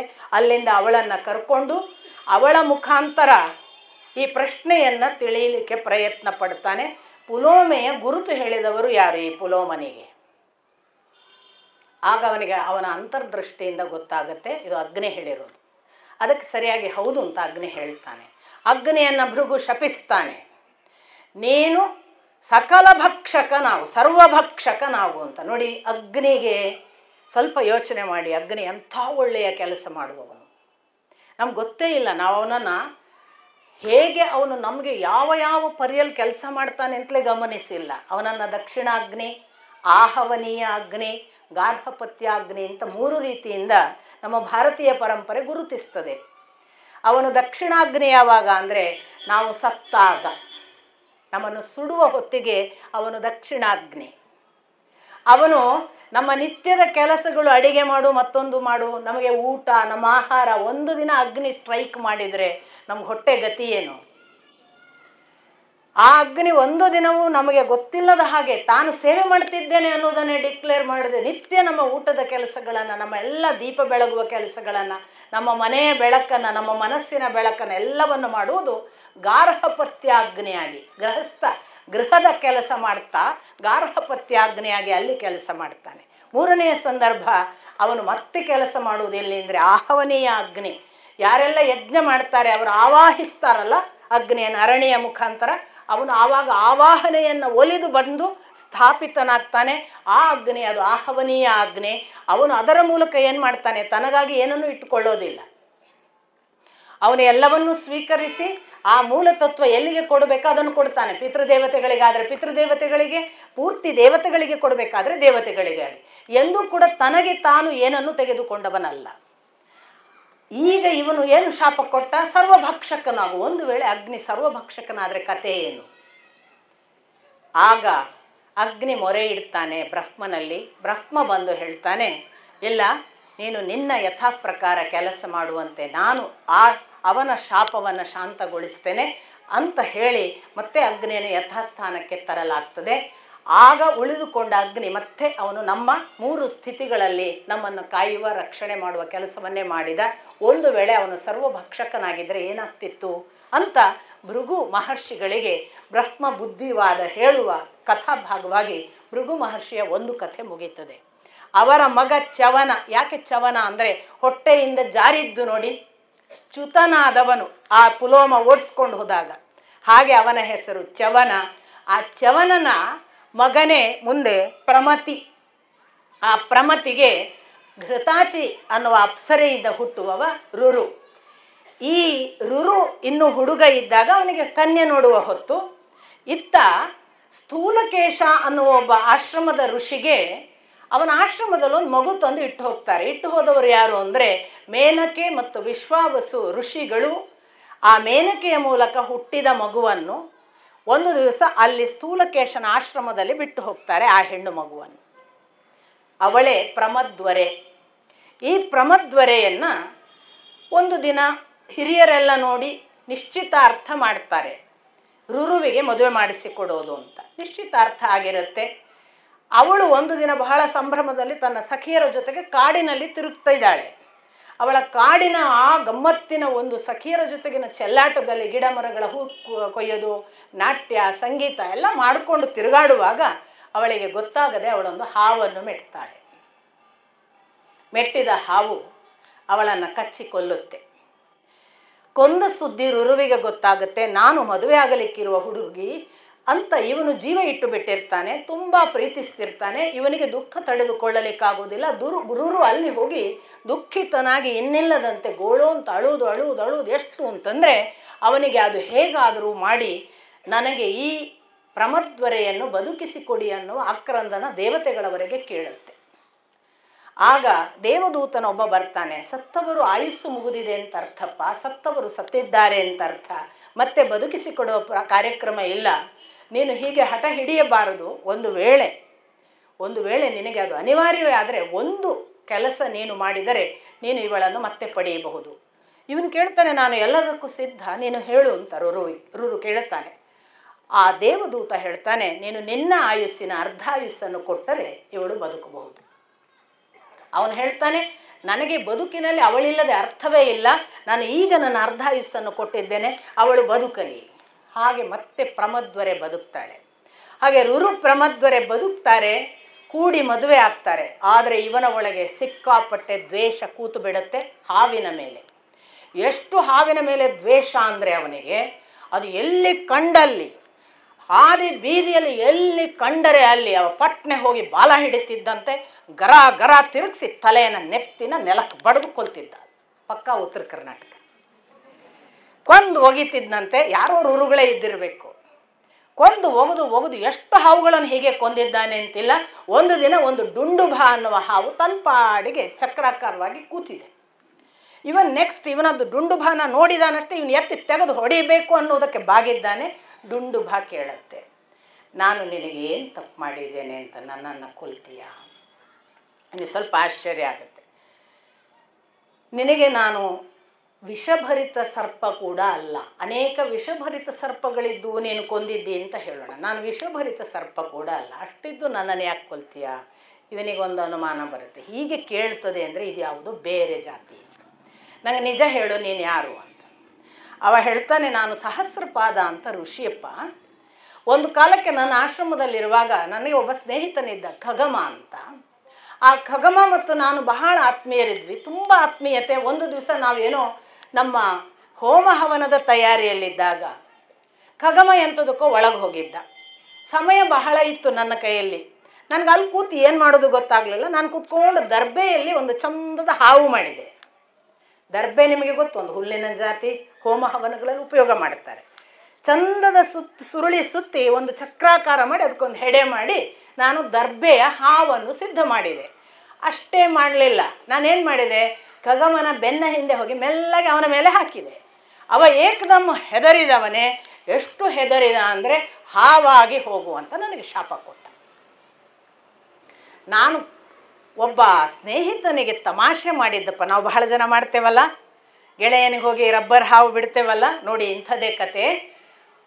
ಅಲ್ಲ, ನಾನು ಏನು ನಿನಗೆ ಗಾಬರಿ ಮಾಡ್ಲಿಕ್ಕೆ ಮಾಡಿದ್ದಲ್ಲೋಪ್ಪ, ಒಂದು ನಕ್ಕು ಒಂದು ಕ್ಷಣ ಹಗುರಾಗೋಣ ಅಂತ ನಾನು ನಿಜಕ್ಕೂ ಚೇಷ್ಟೆ ಮಾಡಿದ್ದು. ನೀನಿಷ್ಟು ಗಂಭೀರವಾಗಿ ಶಾಪವೇ ಕೊಟ್ಟು ಬಿಟ್ಟಿಯಲ್ಲ, ನನ್ನ ಕತೆ ಏನು? ನಾನೀಗ ಹಾವೇ ಆಗಿಬಿಡ್ಬೇಕು ಶಾಪ ಕೊಟ್ಟಿಯಲ್ಲ, ನನ್ನ ಕತೆ ಏನು? ಅವ ಆ ಕಡೆಗೆ ನನಗೆ ಗೊತ್ತಾಗಲಿಲ್ಲ. ನನಗೆ ನೀನು ಹೊಡೆದ ರಭಸಕ್ಕೆ, ಆ ಹಾವು ಬಿದ್ದ ರಭಸಕ್ಕೆ ಮನಸ್ಸಿನಲ್ಲಿ ಕ್ರೋಧ ಆವರಿಸಿ ಬಿಟ್ಟಿತ್ತು. ನಾನು ನಿನಗೆ ಶಪಿಸಿ ಆಗಿದೆ. ಈಗ ಬ್ರಾಹ್ಮಣನ ಮಾತು ಶಾಪ ಸುಳ್ಳಾಗ್ಲಿಕ್ಕೆ ಸಾಧ್ಯ ಇಲ್ಲ, ನಾನು ಹೇಳಿಯಾಗಿದೆ. ಇನ್ನು ಒಂದೇ ಸಾಧ್ಯತೆ, ಮುಂದೆ ಒಂದು ದಿನ ಭೃಗುವಂಶದ ರುರು ನಿನ್ನ ಹತ್ರ ಬಂದಾಗ, ನಿನ್ನ ಮುಂದೆ ಅವನು ಕಾಣಿಸಿಕೊಂಡಾಗ ನೀನು ಮತ್ತೆ ನಿನ್ನ ಮೂಲ ಸ್ವರೂಪವನ್ನು ಪಡೀತಿ. ಸಹಸ್ರಪಾದ ಇಷ್ಟನ್ನು ಹೇಳ್ತಾನೆ, ಇವತ್ತು ನೀನು ನನ್ನ ಮುಂದೆ ಬಂದಿದ್ದಿ ಮತ್ತು ನನ್ನ ಮಾತು ಕೇಳ್ತಿದ್ದಿ ಅಂದರೆ ನೀನು ಭೃಗುವಂಶದ ರುರು ಇರಬೇಕು. ಹೌದು ಅಂತಾನೆವ. ತಕ್ಷಣ ಇವನು ಆ ಹಾವಿನ ರೂಪ ಕಳಚಿಕೊಂಡು ಸಹಸ್ರಪಾದನಾಗ್ತಾನೆ. ಆ ಬಳಿಕ ಸಹಸ್ರಪಾದ ಋಷಿ ಒಂದು ಮಾತು ಹೇಳ್ತಾನೆ, ಅಹಿಂಸಾ ಪರಮೋ ಧರ್ಮ. ಅಹಿಂಸೆಯು ಪರಮ ಧರ್ಮ. ಬ್ರಾಹ್ಮಣರಿಗಂತೂ ಅಹಿಂಸೆಯ ಹೊರತು ಇನ್ನೊಂದು ಯಾವುದೂ ಗೊತ್ತಿರಬಾರದು. ಇನ್ನು ಉಳಿದ ಧರ್ಮದವರೂ ಕೂಡ ಸಾಕ್ಷಾತ್ ಅಹಿಂಸೆಯನ್ನೇ ಪಾಲಿಸಬೇಕು. ಅದನ್ನು ಬಿಟ್ಟರೆ ಒಂದು ಒಳ್ಳೆಯ ಸರ್ವಧರ್ಮ ಇಲ್ಲಪ್ಪ ಅಂತ ಈ ರುರುವಿಗೆ ಉಪದೇಶ ಮಾಡ್ತಾನೆ ಡುಂಡುಭನ ಸಾವಿನ ನಂತರ ಹುಟ್ಟಿಕೊಂಡ ಸಹಸ್ರಪಾದ ಋಷಿ. ನೋಡಿ, ಹಿಂಸೆ ಶ್ರೀಕೃಷ್ಣನ ಉದ್ದೇಶ. ಮಹಾಭಾರತ ಹೇಳುವುದೇ ವಿರುದ್ಧ ಹೋರಾಡಬೇಕು, ಹಿಂಸೆ ಮಾಡಬೇಕು ಅನ್ನುವುದನ್ನು ಅಂತ ಹೇಳುವವರೆಲ್ಲ ಈ ಕಥೆಗಳು ಯಾಕೆ ಮುಂಚಿತವಾಗಿ ಆದಿಪರ್ವ ಶುರುವಾಗುವಾಗಲೇ ಯಾಕೆ ಹೇಳ್ತಿದ್ದಾರೆ ಯೋಚನೆ ಮಾಡಿ. ಅಷ್ಟಕ್ಕೆ ಸಹಸ್ರಪಾದ ಮುಗಿಸಲಿಲ್ಲ, ಮುಂದೊಂದು ಮಾತು ಹೇಳುತ್ತಾನೆ, ಜನಮೇಜಯ ಹೀಗೆ ಒಂದು ದಿನ ನಿನ್ನ ಹಾಗೆ ಸರ್ಪಗಳನ್ನು ಕೊಲ್ಲುವ ಬಹಳ ದೊಡ್ಡ ಯಜ್ಞ ಮಾಡಿದ. ಆಗಲೂ ಅದನ್ನು ನಿಲ್ಲಿಸಿದವ ಆಸ್ತಿಕ ಅನ್ನುವ ಒಬ್ಬ ಬ್ರಾಹ್ಮಣನಿಗೆ ಅಹಿಂಸೆ ಪರಮ ಧರ್ಮವಪ್ಪ ಎಂದು ಅವನು ಧರ್ಮದಲ್ಲಿ ಹಿಂಸೆಯನ್ನು ಬೋಧಿಸಬಾರದು ಅಂತ ಹೇಳ್ತಾನೆ. ಹಾಗೆ ಇವನು ಕೇಳ್ತಾನೆ, ಅಲ್ಲ ಆಸ್ತಿಕ ಯಾರು? ಜನಮೇಜಯನ ಯಜ್ಞವನ್ನು ಅವನು ಯಾವಾಗ ನಿಲ್ಲಿಸಿದ? ಏನದು ಕಥೆ? ಸಹಸ್ರಪಾದ ಹೇಳ್ತಾನೆ, ಅದನ್ನು ನಾನು ನಿನಗೆ ಹೇಳುವುದಿಲ್ಲ, ನೀನು ಅದನ್ನು ಬಲ್ಲವರಿಂದ ಕೇಳು ಅಂತ ಅಂತರ್ಧಾನನಾಗ್ತಾನೆ. ಇವನು ಒಂದೇ ಸಮನೆ ನನಗೆ ಉತ್ತರ ಬೇಕು, ಇದನ್ನು ಯಾರು ಹೇಳುವುದು, ನನಗೆ ಯಾರು ಇದನ್ನು ತಿಳಿಸುವವರು ಅಂತ ಹೇಳಿ ಮೂರ್ಛಿತನಾಗ್ತಾನೆ. ನೋಡಿ, ಒಂದು ವಿಷಯ ತಿಳಿಬೇಕಾದ್ರೆ ಸಾಯಬೇಕು ವಿಷಯಕ್ಕಾಗಿ. ಆ ಪರಿ ಸಾಯ್ತಾನೆ ರುರು. ನನಗಿದನ್ನು ತಿಳಿಯಬೇಕು, ಹೇಳುವವರು ಯಾರು, ಬಲ್ಲವರು ಯಾರು, ಯಾವ ಆಸ್ತಿಕ, ಯಾವ ಜನಮೇಜಯನ ಯಜ್ಞವನ್ನು ಆಸ್ತಿಕ ನಿಲ್ಲಿಸಿದ, ಯಾಕೆ ನಿಲ್ಲಿಸಿದ ಅನ್ನುವ ಯೋಚನೆಯಲ್ಲೇ ಮೂರ್ಛಿತನಾಗಿ 3-4 ದಿನಗಳ ಕಾಲ ನೆಲದಲ್ಲಿ ಬಿದ್ದು ಉರುಳುವಾಡುವಾಗ ಅವನ ಅಪ್ಪ ಅವನು ಪ್ರಮತಿ ಬಂದ. ನಾವು ಮೂರ್ಛೆ ಬಿದ್ದು ಉರುಳಾಡಲಿಲ್ಲ ಅಂತಲೇ ಬಹುಶಃ ನಮ್ಮ ಅಪ್ಪ ಬರಲಿಲ್ಲ. ನಮ್ಮ ಹಸಿವು ಅಷ್ಟು ತೀವ್ರ ಆಗಿರಲಿಲ್ಲ ಅಂತಲೇ ನಮಗೆ ದೊಡ್ಡವರು ಬಂದು ಹೇಳಲಿಲ್ಲ. ಪ್ರಮತಿ ಬಂದ, ಮಗನನ್ನು ಕೇಳಿದ, ಯಾಕೆ ಮೂರ್ಛೆ ಹೋಗಿದ್ದೀಯಾ? ಅವ ಹೇಳ್ತಾನೆ ಕಣ್ಣು ಬಿಟ್ಟು, ಅಪ್ಪ ಅದು ಯಾರೋ ಆಸ್ತಿಕನಂತೆ, ಅವನು ಒಂದು ದೊಡ್ಡ ಹಿಂಸೆಯ ಯಜ್ಞವನ್ನು ನಿಲ್ಲಿಸಿದ್ದನಂತೆ, ನನಗೆ ಆ ಕತೆ ಹೇಳು. ಇಲ್ಲಿ ನಿಮಗೆ ಪ್ರಶ್ನೆ ಕೇಳಿದ್ದ ಪರೀಕ್ಷಿತನ ಮಗ ಜನಮೇಜಯ. ಮಂತ್ರಿಗಳೇ, ಯಾರು ತಕ್ಷಕ ಅಂದರೆ? ನನಗೆ ಆ ತಕ್ಷಕ ಯಾರು, ಅಥವಾ ನನ್ನ ಅಪ್ಪನಿಗೆ, ನನ್ನ ಪೂರ್ವಜರಿಗೆ ಏನು ಅವನಿಂದ ಆಗಿತ್ತು ವಿನಾಶಕಾರಕವಾದ ಕೆಲಸ ಹೇಳಿ ಅಂತ ಮಂತ್ರಿಗಳ ಹತ್ರ ಕೇಳಿದ್ದ. ಇಲ್ಲಿ ಇವರು ಹೇಳ್ತಿದ್ದಾರೆ, ಅಲ್ಲಿ ಅವನು ಅವರ ಹತ್ರ ಕೇಳ್ತಿರುವ ಮಂತ್ರಿಗಳ ಕಥೆ, ಇಲ್ಲಿ ಇವರು ಕೇಳುವ ಕಥೆ ಈಗ ಒಂದೇ ಧಾಟಿಗೆ ಬರ್ತಿದೆ. ಇವ ಹೇಳ್ತಾನೆ, ತುಂಬ ದಿನಗಳ ಹಿಂದೆ ಕದ್ರು ಮತ್ತು ವಿನತೆಯರು ಅಂತ ಇಬ್ಬರಿದ್ರು. ಸಮುದ್ರ ಮಥನ ಕಾಲ. ಅವರು ಒಂದು ದಿವಸ ಸಮುದ್ರ ಮಥನ ಕಾಲದಲ್ಲಿ ಕುದುರೆ ನೋಡಬೇಕು ಅಂತ ಅಪೇಕ್ಷೆ ಪಟ್ಟರು. ಆಗ ಕುದುರೆ ನೋಡುವಾಗ ಅವರೂ ಕೂಡ ಆ ಕುದುರೆ ನೋಡಿದ ನಂತರದಲ್ಲಿ ತಾಯಿಯ ಶಾಪಕ್ಕೆ ಸರ್ಪಗಳು ಸತ್ತು ಹೋಗಲಿ ಅನ್ನೋ ಶಾಪವನ್ನು ಪಡೆದಿದ್ರು ಸರ್ಪಗಳು. ಅದೊಂದು ಭಾಗ ಉಂಟಪ್ಪ. ಹಾಗೆಯೇ ಆಸ್ತಿಕ ಅನ್ನುವವನು ಈ ಜನಮೇಜಯ ಮಾಡೋ ಯಜ್ಞದಲ್ಲಿ ಅದನ್ನು ನಿಲ್ಲಿಸಿದ ಅಂತ ಒಂದು ಕಥೆಯೂ ಇದೆ. ಇವರಿಗೆ ಕನ್ಫ್ಯೂಷನ್ ಆಗುತ್ತೆ. ಶೌನಕರು ಹೇಳ್ತಾರೆ, ಏನೋ ಹೇಳ್ತಿದ್ದೀರಿ ಸಮುದ್ರ ಮಥನ ಅಂತ. ಅದೇನು, ಯಾವಾಗ ಸಮುದ್ರ ಮಥನ ಆಯಿತು, ಯಾರು ಕದ್ರು ವಿನತೆಯರು, ಏನು ಅವರು ತಾಯಿ ಶಾಪ ಕೊಟ್ಟಿದ್ದು ಸರ್ಪಗಳಿಗೆ, ಮತ್ತು ಜನಮೇಜಯನ ಯಜ್ಞದಲ್ಲಿ ಏನು ಆಸ್ತಿಕನ ಕಥೆ, ಒಂದು ಗೊತ್ತಾಗ್ತಿಲ್ಲ ನಮಗೆ. ಹಿಂದೆ ಸಮುದ್ರ ಮಥನ ಆಯಿತು, ಅಸುರರೆಲ್ಲ ಬಹಳ ಪ್ರಬಲರಾದಾಗ ಸುರರು ತುಂಬ ಬಲ ಕಳ್ಕೊಂಡು ದೇವತೆಗಳಿಗೆ ಅಸ್ತಿತ್ವ ಇಲ್ಲ ಆಗುವ ಸ್ಥಿತಿ ಬಂದಾಗ ಸಮುದ್ರ ಮಥನ ಆಯಿತು. ಆ ಕಥೆ ನಿಮಗೆ ನಾನು ಭಾಗವತದಲ್ಲಿ ಬಹಳ ಸುದೀರ್ಘವಾಗಿ ಹೇಳಿದ್ದೇನೆ. ಸಮುದ್ರ ಮಥನ ಆಗುವ ಹೊತ್ತಿಗೆ ಅಸುರರು ಮೀರಿದ ಸ್ಥಿತಿಯಲ್ಲಿ ಪ್ರಭುತ್ವದಲ್ಲಿದ್ದರು. ಸುರರು ಬಹಳ ಬಲ, ದರ್ಪ ಮತ್ತು ಅಹಂಕಾರ, ಅಧಿಕಾರಗಳನ್ನು ಕಳೆದುಕೊಂಡು ತುಂಬ ಅವನತಿಯ ಸ್ಥಿತಿಯಲ್ಲಿದ್ದರು. ಅಂತಹ ಹೊತ್ತಿಗೆ ಅವರು ಹೋಗಿ ಬ್ರಹ್ಮನನ್ನು ನಿವೇದಿಸಿಕೊಳ್ತಾರೆ. ಆಗ ಬ್ರಹ್ಮ ಹೇಳ್ತಾನೆ, ಇದಕ್ಕೆ ಪರಿಹಾರ ಹೇಳಬಹುದಾದ ದೊಡ್ಡ ವ್ಯಕ್ತಿ ಅಂದರೆ ಆ ಭಗವಂತನನ್ನು ಕೇಳೋಣ. ಆಗ ಭಗವಂತ ಹೇಳ್ತಾನೆ, ನೀವು ಮೇರು ಪರ್ವತವನ್ನು ತೆಗೆದುಕೊಂಡು ಸಮುದ್ರದಲ್ಲಿ ಮಥನ ಮಾಡಿ, ಆ ಸಮುದ್ರ ಮಥನದ ಹೊತ್ತಿಗೆ ಏನು ಬಂದರೂ ಅದನ್ನು ನೀವು ಯಾರು ಅಸುರರು ಕೇಳಿದರೆ ಅಸುರರಿಗೆ ಕೊಟ್ಟು ಬಿಡಿ, ಹಠ ಹಿಡಿಬೇಡಿ, ಪೂರ್ತಿ ನನ್ನ ಮೇಲೆ ನಂಬಿಕೆ ಇರಲಿ ಅಂತ ಸಮುದ್ರ ಮಥನ ಆದದ್ದು ನಿಮಗೆ ಗೊತ್ತು. ಆ ಇಡೀ ಕಥೆಯನ್ನು ಪುನರುಚ್ಚರಿಸ್ತಾರೆ ಉಗ್ರಶ್ರವಸರು. ಹಾಗೊಂದು ಸಮುದ್ರ ಮಥನ ಆಯಿತು. ಆ ಸಮುದ್ರ ಮಥನದ ಸಂದರ್ಭದಲ್ಲಿ ಸಾಕಷ್ಟು ಒಂದು ಮಥನದ ನಡೆಯುವ ಹೊತ್ತಿಗೆ ಆ ಸಮುದ್ರ ಮಥನದ ಒಳಗಿಂದ ಬೇರೆ ಬೇರೆ ವಸ್ತುಗಳು ಬಂದವು ಭಗವಂತನ ಅನುಗ್ರಹವಾಗಿ. ಅದರಲ್ಲಿ ಐರಾವತ ಬಂದಿದೆ, ಅದರಲ್ಲಿ ಉಚ್ಚೈಶ್ರವಸ್ ಅನ್ನುವ ಬೆಳ್ಳಿ ಕುದುರೆ ಬಂದಿದೆ. ಅಷ್ಟು ಮಾತ್ರ ಅಲ್ಲ, ಲಕ್ಷ್ಮಿ ಬಂದಿದ್ದಾಳೆ, ಇನ್ನಿತರ ಐರಾವತ ಮತ್ತು ಇದರ ಜೊತೆಗೆ ಕಾಮಧೇನು, ಕಲ್ಪವೃಕ್ಷ, ಅದೂ ಅಲ್ಲದೆ ಸಾಕ್ಷಾತ್ ಧನ್ವಂತರಿ ಬಂದಿದ್ದಾನೆ. ಇದೆಲ್ಲವನ್ನು ಹೇಳುವಾಗ ಒಂದು ದಿವಸ ಉಚ್ಚೈಶ್ರವಸ್ ಬಂದಿದೆ ಅಂತ ವಿಷಯ ಗೊತ್ತಾಗಿ ಕದ್ರು ವಿನತೆಯರು ಕೂಡ ನಾವು ಹೋಗೋಣ ಅಂದುಕೊಂಡ್ರು. ಈ ಕದ್ರು ವಿನತೆಯರು ಯಾರು? ಬ್ರಹ್ಮನಿಗೆ 7 ಜನ, ನಿಮಗೆ ಗೊತ್ತು, ನಾವು ಯಾವಾಗಲೂ ಹೇಳುವ 7 ಋಷಿಗಳು. ಅವರಲ್ಲಿ ಮತ್ತೆ ದಕ್ಷನೂ ಒಬ್ಬ ಮಗ. ಈ ದಕ್ಷನನ್ನು ಪ್ರಜಾಪತಿಗೆ ಈಕ್ವಲೆಂಟ್ ಅಂತ ಹೇಳಿ ದಕ್ಷ ಅಂತ ಕರೆಯಲಾಗ್ತದೆ. ಈ ದಕ್ಷನ ಅನೇಕ ಹೆಣ್ಣು ಮಕ್ಕಳಲ್ಲಿ ಕದ್ರು ವಿನತೆಯರು ಒಬ್ಬರು. ನಾನು ಮುಂದೆ ವಂಶ ಪರಂಪರೆ ಹೇಳುವುದೇ ಇದೆ ಮಹಾಭಾರತ ಎಂಟ್ರಿಗೆ. ಸೊ ಈ ಕದ್ರು ವಿನತೆಯರು ಇಬ್ಬರು ಕಶ್ಯಪನನ್ನು ಮದುವೆ ಆಗ್ತಾರೆ. ಕಶ್ಯಪ ಯಾರು ಅಂದರೆ 7 ಜನ ಋಷಿಗಳಲ್ಲಿ ಮರೀಚಿ ಒಬ್ಬ, ಮರೀಚಿಯ ಮಗ ಕಶ್ಯಪ. ಈ ಕಶ್ಯಪನನ್ನು ದಕ್ಷನ ಹೆಣ್ಣು ಮಕ್ಕಳಿಗೆ ಮದುವೆ ಮಾಡಿಸಿಕೊಡಲಾಗ್ತದೆ. ಬಹಳಷ್ಟು ಜನ ಕಶ್ಯಪನಿಗೆ ಮದುವೆ ಮಾಡಿಸಿಕೊಡೋದು. ದಕ್ಷನ 50 ಹೆಣ್ಣು ಮಕ್ಕಳಲ್ಲಿ ಅನೇಕ ಹೆಣ್ಣು ಮಕ್ಕಳನ್ನು ಮದುವೆ ಮಾಡಿಕೊಂಡವ ಅದು ಕಶ್ಯಪ. ಅದರಿಂದ ಕಶ್ಯಪನಿಂದಲೇ ಇಡೀ ನೋಡಿ ಅದಿತಿಯಿಂದ ಎಲ್ಲ ಆದಿತ್ಯರು, ಎಲ್ಲ ದೇವತೆಗಳು ಹುಟ್ಟುವುದು ಅದಿತಿಯ ಮುಖಾಂತರ ಕಶ್ಯಪನಿಗೇನೆ. ದಿತಿ ಅನ್ನುವವಳಿಂದ ದೈತ್ಯರು, ಎಲ್ಲ ರಾಕ್ಷಸರು ಹುಟ್ಟುವುದು ಅಲ್ಲಿಂದನೇ. ಧನು ಅನ್ನುವಳಿಂದ ದಾನವರು, ಕಲಾ ಅನ್ನುವ ಹೆಣ್ಣಿನಿಂದ ಕಾಲೇಯ ಮೊದಲಾದ ರಾಕ್ಷಸರು. ಹೀಗೆ ತುಂಬ ಅವನ ಕಡೆಯಲ್ಲಿ ಹುಟ್ಟಿದ ಈ ಕದ್ರುವಿನತೆಯರಿಂದ ಸರ್ಪ ಮತ್ತು ಪಕ್ಷಿಗಳು ಕಶ್ಯಪರಿಗೆ ಹುಟ್ಟೋದು. ಹಾಗಾಗಿ ನಾನು ಅನೇಕ ಜನರಿಗೆ ಹೋದ ಸಾರಿಯೂ ಹೇಳಿದ್ದೆ, ದೇವಸ್ಥಾನಕ್ಕೆ ಹೋದಾಗ ಅರ್ಚಕರು ನಿಮ್ಮ ಗೋತ್ರ ಯಾವುದು ಕೇಳಿದರೆ ಗೊತ್ತಿಲ್ಲದಿದ್ದರೆ ಕಶ್ಯಪ ಅನ್ನೇನೂ ತೊಂದರೆ ಇಲ್ಲ. ಕಶ್ಯಪರು ಎಲ್ಲರಿಗೂ ಮೂಲ, ನಮ್ಮ ಎಷ್ಟು ವಂಶಕ್ಕೆ ಮೂಲ ಕಶ್ಯಪರು. ಅದಕ್ಕೆ ದಾಖಲೆಗಳನ್ನೆಲ್ಲ ಕೊಡ್ತಾರೆ ವೇದವ್ಯಾಸರು. ಆಟದ ವಿಷಯ ಅಲ್ಲ, ಸ್ವಲ್ಪ ನಮ್ಮ ಪೂರ್ವಜರು ಯಾರು ಅಂತ ನೋಡುವವರಿಗೆಲ್ಲ ಸಿಗುತ್ತೆ. ನನಗೆ ಒಬ್ಬ ಹುಡುಗನ ನಮ್ಮ ಮನೆಗೆ ಬರುವವನು ಕೇಳಿದ, ಅಲ್ಲ ಅದೆಲ್ಲ ನೆನಪು ಹೆಂಗಿರುತ್ತಾ ಹೆಸರುಗಳು ನಿನಗೆ ಅಂತ, ಚೀಟಿ ಬರ್ಕೊಳ್ಳೆಲ್ಲ ಹೇಳ್ತೀಯಲ್ಲ. ನಾನು ಕೇಳಿದೆ, ನಿನ್ನ ಚಿಕ್ಕಮ್ಮ, ನಿನ್ನ ನಾದಿನಿ, ನಿನ್ನ ಅಣ್ಣ, ಅಣ್ಣನ ಹೆಂಡತಿಯ ತಂಗಿ, ಅವರ ಅಪ್ಪ ಅಮ್ಮ, ಅಪ್ಪನ ಅಪ್ಪ, ಅಪ್ಪನ ಅಪ್ಪನ ಅಮ್ಮ, ಅಮ್ಮನ ಅಮ್ಮ ಎಲ್ಲ ಕೇಳಿದರೆ ಬಡ ಹೇಳಲ್ವೇನೋ ನೀನು ಅಂತ. ಚೀಟಿ ನೋಡ್ತೀಯಾ? ಅದಕ್ಕೆ ಅವನಂದ, ಹೌದು ಅವರೆಲ್ಲ ನನ್ನ ಸಂಬಂಧಿಕರು, ನನಗೆ ಇವರು ಸಂಬಂಧಿಕರಪ್ಪ ಅಂತ. ಸಂಬಂಧ ನಾವು ಯಾರಿಗೆ ಕನೆಕ್ಟ್ ಮಾಡ್ತೇವಲ್ಲ ಅವರು ನಮ್ಮಲ್ಲಿ ಉಳಿತಾರೆ. ನಾವು ಯಾಕೆ ಕನೆಕ್ಟ್ ಮಾಡ್ಕೊಂಡಿಲ್ಲ ಅಂದರೆ ನಾವು ನಮ್ಮ ಈಗಿನ ಯಾವುದೋ ಹುಟ್ಟು ನಮ್ಮ ಅಪ್ಪ ಅಮ್ಮ ಅಂತ ಯಾವುದಿದೆ ಅಲ್ಲ ಇದಕ್ಕೆ ಕನೆಕ್ಟ್ ಮಾಡ್ಕೊಂಡು ಇದೇ ಅಂತ ಕೂತಿದ್ದೇವೆ.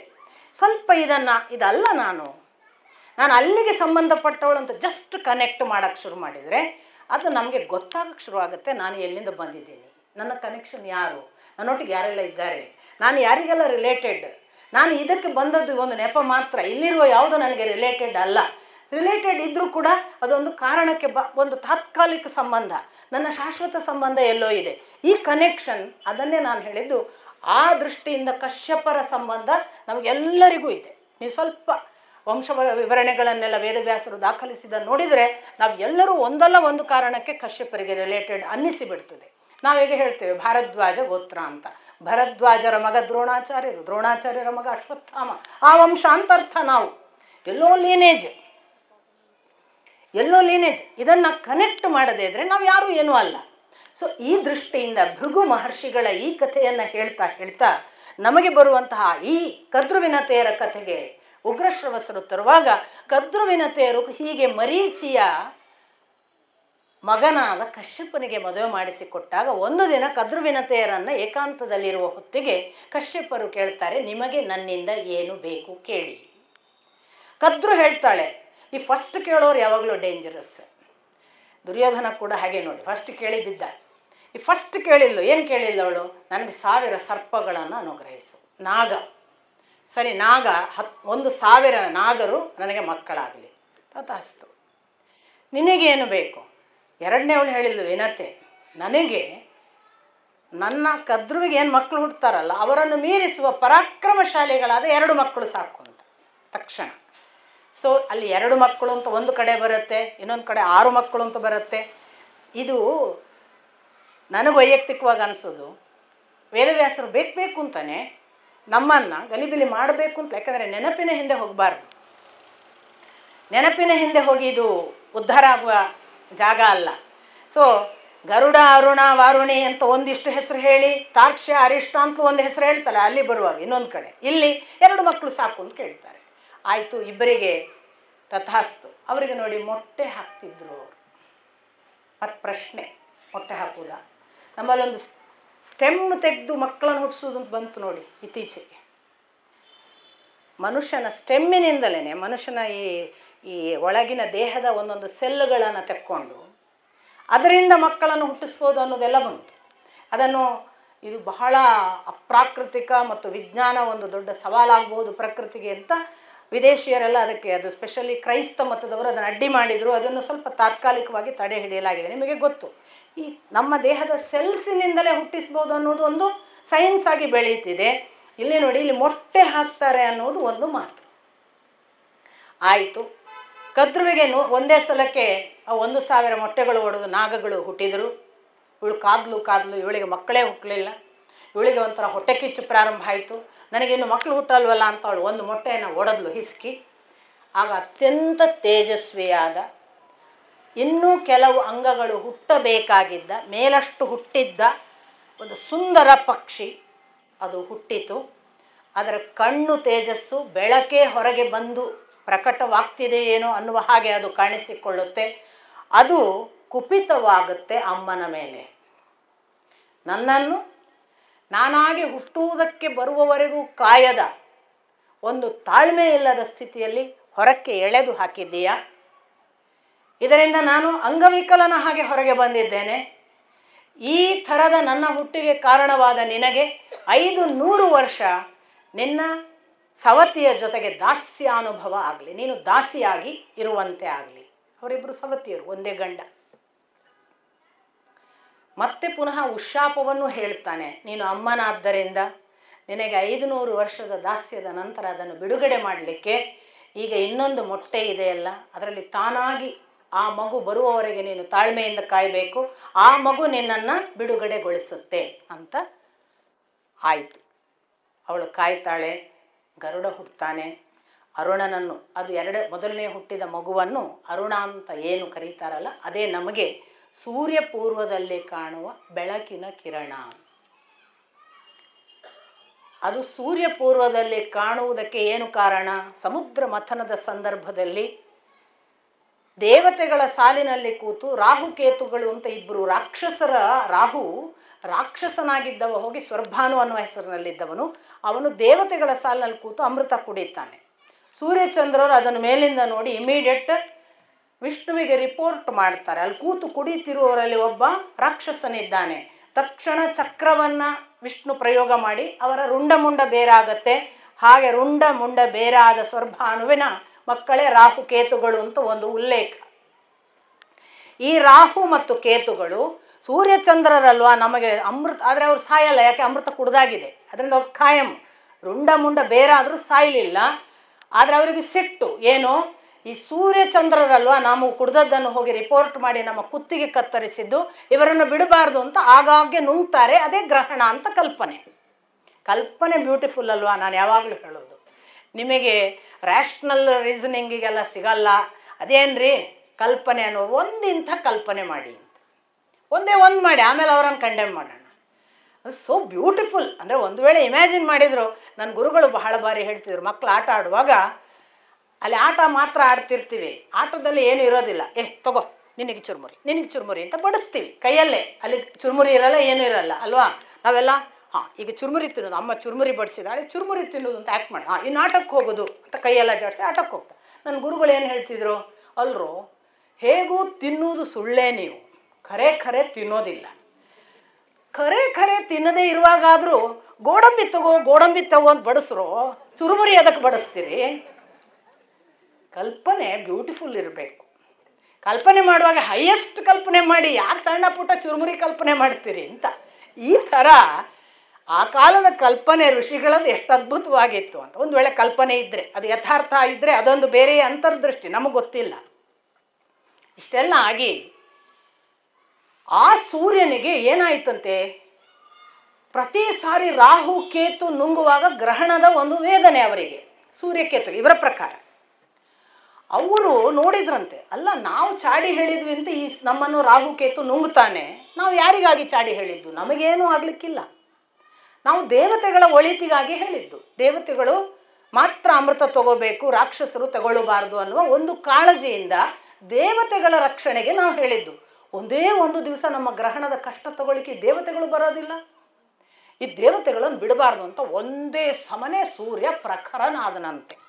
ಎಷ್ಟು ಪ್ರಖರನಾದ ಅಂದರೆ ಇನ್ನು ಭೂಲೋಕ ದೇವಲೋಕ ಸುಟ್ಟು ಹೋಗಬೇಕು. ಗಮನಿಸಿ, ಪ್ರತಿ ಸೂರ್ಯ ಉಗ್ರ ಆಗುವುದರ ಹಿಂದೆ ಇಂಥದೊಂದು ಕಾರಣ ಇದೆ ಅಂತ ನಾವು ಖಂಡಿತ ಭಾವಿಸಬೇಕು. ನಮಗೆ ಗೊತ್ತಿಲ್ಲದ ಕಾಸ್ಮಿಕ್ಕಿನಲ್ಲಿ ಯಾವುದೋ ತೊಂದರೆ ಆದಾಗೆಲ್ಲ ಸೂರ್ಯ ಉಗ್ರನಾಗ್ತಾನೆ. ನಾವು ಸುಮ್ಮನೆ ಅದನ್ನು ನಮ್ಮ ಭೌತಿಕ ಮಟ್ಟದ ನೆಲದ ಲೆಕ್ಕಾಚಾರದಲ್ಲಿ ನೋಡಿಬಿಟ್ಟು ಅದು ಆ ಕಾರಣ ಈ ಕಾರಣ ಅಲ್ಲ, ಎಷ್ಟೆಷ್ಟು ಕಥೆಗಳಿವೆ ಅಲ್ಲ, ಇದನ್ನೆಲ್ಲ ನಾವು ಅರ್ಥನೇ ಮಾಡ್ಕೊಳ್ಳೋದಿಲ್ಲ ಅಂತ ಅನಿಸುತ್ತೆ. ಸೂರ್ಯ ಉಗ್ರ ಆಗುವುದರ ಹಿಂದೆ ನೋಡಿ ದೇವಲೋಕದ ಕೋಪವೂ ಕಾರಣ ಆಗಬಹುದು. ಅದು ಎಲ್ಲಿಂದ ಯಾವ ಕೋಪಕ್ಕೆ ಈ ಕಾಸ್ಮಿಕ್ಕಿನ ಮೇಲೆ ಯಾವ ಆ್ಯಕ್ಷನ್ ಎಲ್ಲಿ ತೊಡಗ್ತದೆ ಗೊತ್ತಾಗಲ್ಲ. ಆ ಥರ ಉಗ್ರನಾದಾಗ ಭಗವಂತ ತಕ್ಷಣ ತೀರ್ಮಾನ ಮಾಡಿದನಂತೆ, ಗರುಡನಿಗೆ ಹೇಳಿದನಂತೆ, ಅರುಣನನ್ನು ಹೋಗಿ ಅವನಿಗೆ ಅಡ್ಡಲಾಗಿ ಇಡು.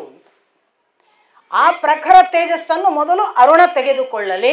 ಆಗ ಆ ಪ್ರಖರ ತೇಜಸ್ಸಿನ ಏಕಾಏಕಿ ಧೊಪ್ಪಂತ ನೆಲಕ್ಕೆ ಬೀಳುವ ಅಥವಾ ದೇವಲೋಕಕ್ಕೆ ಬೀಳುವ ಕಿರಣ ಒಂದಿಷ್ಟು ಅಡ್ಡಾಗಿ ಒಂದು ಪರದೆಯ ಮೇಲಿಂದ ಬರುತ್ತೆ. ಯಾರಿಗೆ ಗೊತ್ತು? ಓಝೋನ್ ಅಂತೇವಲ್ಲ, ಅರುಣನೆಯ ಯಾರಿಗೆ ಗೊತ್ತು? ಅವನೊಂದು ರಕ್ಷಣಾ ಪರದೆಯ ಹಾಗೆ ನಿಲ್ತಾನೆ. ಆದ್ದರಿಂದ ಪ್ರಖರ ಸೂರ್ಯಕಿರಣಗಳು ಏಕಾಏಕಿ ನಮ್ಮನ್ನು ಸುಡದ ಹಾಗೆ ಅರುಣ ಕಾದನಂತೆ. ಮತ್ತು ಅವನು ಎಲ್ಲೆಲ್ಲಿ ಹೋಗಬೇಕು ಸೂರ್ಯ, ಅದಕ್ಕೆ ಸಾರಥ್ಯವನ್ನು ಅರುಣ ಮಾಡಿದ ಅಂತ ಹೇಳ್ತಾರೆ. ಹೀಗೊಂದು ಭಾಗ ಆಯಿತು. ಇತ್ತ ಆ ಕಡೆಯಿಂದ ನಾಗ, ಈ ಕಡೆಯಿಂದ ಗರುಡ ಮಕ್ಕಳು ನೋಡಿ. ವಿನತೆಯ ಮಗ ವೈನತೇಯ, ಇವರಿಗೆ ಅವನು ಕಾದ್ರಾವೇಯರು, ಕದ್ರುವಿನ ಮಕ್ಕಳು. ಹಾಗೆ ಅದೊಂದು ಹೇಳಿದ್ನಲ್ಲ, ಸ್ವಲ್ಪ ದೀರ್ಘಗೊಳಿಸಿ ಹೇಳುವುದು ಹೆಸರನ್ನು. ಅವರ ವಂಶಕ್ಕೆ ಆ ಹೆಸರು. ವಿನತೆಯ ಮಗ ಗರುಡ ವೈನತೇಯ ಆದ. ಆ ವೈನತೇಯನನ್ನ ಜೊತೆಗೆ ಇವರದ್ದು ಪರಸ್ಪರ ಏನು, ಒಂದು ದಿವಸ ಸಮುದ್ರ ಮಥನದ ಹೊತ್ತಿಗೆ ಈ ಅಕ್ಕ ತಂಗಿ ಸವತಿಯರು ಅದು ಕುದುರೆಯನ್ನು ನೋಡ್ಕೊಂಡು ಬರೋಣ ಅಂತ ಆಯಿತು. ಹೋಗುವಾಗ ದಾರಿಯಲ್ಲಿ ಇವಳು ಕೇಳಿದ್ಲು, ಕುದುರೆ ಯಾವ ಬಣ್ಣ ಅನ್ಕೋತೀಯ? ವಿನತೆ ಬಹಳ ಸರಳವಾಗಿ ಹೇಳ್ತಾಳೆ, ಅದು ದೇವಲೋಕದ ಕುದುರೆ ಅಲ್ಲ, ಅದು ಬಿಳಿ ಇರಬಹುದು. ಇವಳು ಬೇಕು ಅಂತ ಏನು ಹೇಳ್ತಾಳೆ, ಇಲ್ಲ ನನ್ನ ಪ್ರಕಾರ ಅದು ಬಾಲಕಪ್ಪು ಅಂತ. ಬಾಲಕಪ್ಪು ಹೇಗಿರುತ್ತೆ ನೋಡೇ ಬಿಡೋಣ, ನಾಳೆ ಪಂದ್ಯ ನಮ್ಮಿಬ್ಬರ ಮಧ್ಯೆ. ಒಂದು ವೇಳೆ ನನ್ನ ಮಾತು ಸರಿಯಾದರೆ ನೀನು ನನ್ನ ದಾಸಿ, ನಿನ್ನ ಮಾತು ಸರಿಯಾದರೆ ನಾನು ನಿನ್ನ ದಾಸಿ ಅಂತ ಪರಸ್ಪರ ಕದ್ರು ಕಡ್ಡಾಯ ನಿಯಮ ಹಾಕ್ತಾಳೆ. ಒಪ್ತಾಳೆ ವಿನತೆ. ರಾತ್ರಿ ಇವಳೇನು ಮಾಡ್ತಾಳೆ, ತನ್ನ ಮಕ್ಕಳಿದ್ದಾರಲ್ಲ 1000 ಸರ್ಪಗಳು, ಇವೆಲ್ಲ ಕಪ್ಪು ಸರ್ಪಗಳು, ಆ ನಾಗಗಳಿಗೆ ಹೇಳ್ತಾಳೆ, ನೀವೊಂದು ಕೆಲಸ ಮಾಡಿಪ್ಪ, ನಾನು ಕುದುರೆಯ ಬಾಲ ಕಪ್ಪು ಇರ್ತದೆ ಅಂತ ಒಂದು ಪಂದ್ಯ ಕಟ್ಟಿದ್ದೇನೆ ನಿಮ್ಮ ಚಿಕ್ಕಮ್ಮನ ಜೊತೆಗೆ. ನಾಳೆ ಅದು ಬಿಳಿ ಇಲ್ಲದ ಹಾಗೆ ನೀವು ಹೋಗಿ ಬಾಲದಲ್ಲೆಲ್ಲ ಜೊತಾಡಬೇಕು. ನಮ್ಗೆ ದೂರದಿಂದ ಕಾಣುವಾಗ ಅದು ಬಾಲ ಕಪ್ಪು ಕಾಣಬೇಕು. ನೀವು ಆ ಕೆಲಸ ಮಾಡಬೇಕು. ಮಕ್ಕಳು ಹೇಳ್ತಾವೆ, ಅಮ್ಮ ತಾಯಿ ಕೆಟ್ಟ ಕೆಲಸನ ಮಾಡಿಸ್ಬಾರ್ದಲ್ಲ, ನೀನು ಯಾಕೆ ಇಂಥ ಕೆಲಸ ನಮ್ಮ ಕಡೆಯಿಂದ ಮಾಡಿಸ್ತಿ? ನನಗೆ ಬುದ್ಧಿವಾದ ಹೇಳುವಷ್ಟು ದೊಡ್ಡವರಾದಿರ ನೀವು. ಮುಂದೊಂದು ದಿನ ಜನಮೇಜಯ ಮಾಡುವ ಆ ಯಜ್ಞದ ಒಂದು ಕಾಲದಲ್ಲಿ ನೀವು ಸುಟ್ಟು ಭಸ್ಮ ಆಗಿ ಅಂತ ಶಾಪ ಕೊಡ್ತಾರೆ. ಮಕ್ಕಳಿಗೆ ಶಾಪ. ಈ ಮಕ್ಕಳು ಏನು ಮಾಡ್ತಾರೆ, ಅಯ್ಯೋ ಈಗ ಹೇಗಿದ್ದರೂ ಶಾಪ ಅಂತೂ ಅಮ್ಮ ಕೊಟ್ಟಾಗಿದೆ, ಮಾಡದೇ ಇದ್ದರೆ ಇನ್ನೊಂದು ತಪ್ಪಿಗೆ ಅಮ್ಮನಿಗೆ ಮತ್ತೊಂದು ಶಿಕ್ಷೆ ಆಗುತ್ತೆ, ನಮಗಂತೂ ಶಿಕ್ಷೆ ಖಚಿತ. ಈಗ ನಾವು ಮಾಡಿದರೆ ಅಮ್ಮನ ಶಿಕ್ಷೆ ತಪ್ಪಬಹುದು, ನಮಗೂ ಒಂದು ವೇಳೆ ಆಗಲಿ ನನ್ನ ಮಕ್ಕಳು ನಾನು ಹೇಳಿದ ಮೇಲೆ ಮಾಡಿದ್ರಲ್ಲ ಅಂತ ಅವಳು ಉಶಾಪ ಕೊಟ್ಟರೂ ಕೊಡಬಹುದು ಅಂತ ಹೇಳಿ ನಾಗಗಳು ಹೋಗಿ ಬಾಲದಲ್ಲಿ ಜೊತಾಡಿ ಕಪ್ಪು ಕಾಣಿಸುವ ಹಾಗೆ ಮಾಡಿ 500 ವರ್ಷ ದಾಸ್ಯಕ್ಕೆ ಒಳಪಡಿಸ್ತವೆ ವಿನತೆಯನ್ನು. ಈ ದಾಸ್ಯದ ಕಾಲಘಟ್ಟದಲ್ಲಿ ರಾಮಣಕ ದ್ವೀಪ ಅಂತ ಸಮುದ್ರದ ಮಧ್ಯೆ ಒಂದು ದ್ವೀಪ, ಅಲ್ಲಿಗೆ ಹೋಗಬೇಕು ನಾವು ಅಂತ ಒಂದು ದಿವಸ ತೀರ್ಮಾನ ಮಾಡ್ತಾಳೆ ಕದ್ರು. ನಾವು ಹೋಗೋಣ. ನಾವು ಹೇಗೆ ಹೋಗೋದು? ನಾವು ಹೋಗೋಣ, ನಮ್ಗೆ ಹೋಗೋಕ್ಕಾಗತ್ತಲ್ಲ ಅಂತ. ಯಾರು ಹೋಗೋದು? ನಾಗಗಳನ್ನೆಲ್ಲ ಅವನು ಹೊತ್ಕೊಂಡು ಬರಲಿ. ಯಾರು ಇದ್ದಾನಲ್ಲ ಗರುಡ. ಗರುಡನ ವಿವರಣೆ ಬಹಳ ಚೆನ್ನಾಗಿದೆ, ಎಂಥ ಪ್ರಬಲ, ಇಷ್ಟು ಗಟ್ಟಿಗ ಎಲ್ಲ. ಆಯಿತು, ಗರುಡ ನಾಗನನ್ನು ಹೊತ್ಕೊಂಡು ಹೋಗ್ತಾನೆ. ಇವರಿಗೆ ಗಗನದಲ್ಲಿ ವಿಹರಿಸುವ ಶಕ್ತಿ ಇರುತ್ತೆ. ಇವರು ಹಾಗೆ ಇವರು ಹೋಗ್ತಾರೆ. ಅಂತೂ ಅವರು ಹೋಗುವಾಗ ಗರುಡನಿಗೆ ದಣಿವಾಗುತ್ತೆ. ಗರುಡ ಎಣಿಸ್ತಾನೆ, ಈ ದಾಸ್ಯದಿಂದ ಎಲ್ಲ ಯಾವಾಗ ಬಿಡುಗಡೆ ಅಮ್ಮನಿಗೆ? ಇದೆಲ್ಲ ದಣಿವು ಮಾಡಿಕೊಂಡು ಅಮ್ಮ ಪಾಪ ನಾನು ಅವಳಿಗಾಗಿ ಅವಳು ನನಗಾಗಿ ಎಲ್ಲ ಒದ್ದಾಡೋದು ಎಷ್ಟು ದಿವಸ ಅಂತೆಲ್ಲ ಯೋಚನೆ ಮಾಡಿದಾಗ ರಾಮಣಕ ದ್ವೀಪದಲ್ಲಿ ಬಂದು ಇಳಿಯುವ ಹೊತ್ತಿಗೆ ಕದ್ರುವಿನತೆಯರು ಆಚೆ ಇರ್ತಾರೆ. ಈ ನಾಗಗಳ ಜೊತೆಗೆ ಗರುಡ ಕೇಳ್ತಾನೆ, ಏನಪ್ಪ ನಾವು ಹೇಗೆ ಮಾಡಿದರೆ ನಮಗೆ ಮುಕ್ತಿ? ಆಗ ಆ ಒಂದು ನಾಗಗಳು ಹೇಳ್ತವೆ, ನೀನು ನಮ್ಗೆ ಅಮೃತ ತಂದುಕೊಡು, ನಮ್ಮ ವಿಷ ಹೋಗುವ ಹಾಗೆ ಮಾಡು. ನೀನು ಅಮೃತ ತಂದು ಕೊಟ್ಟರೆ ನಿನ್ನ ಅಮ್ಮ ಬಿಡುಗಡೆ ಆಗ್ತಾಳೆ. ಹೌದಾ? ಖಂಡಿತ. ನಮ್ಮ ಅಮ್ಮಂಗೆ ನಾವು ಹೇಳ್ತೀವಿ. ಸರಿ, ಅಮ್ಮನನ್ನು ಒಪ್ಪಿಸ್ತವೆ.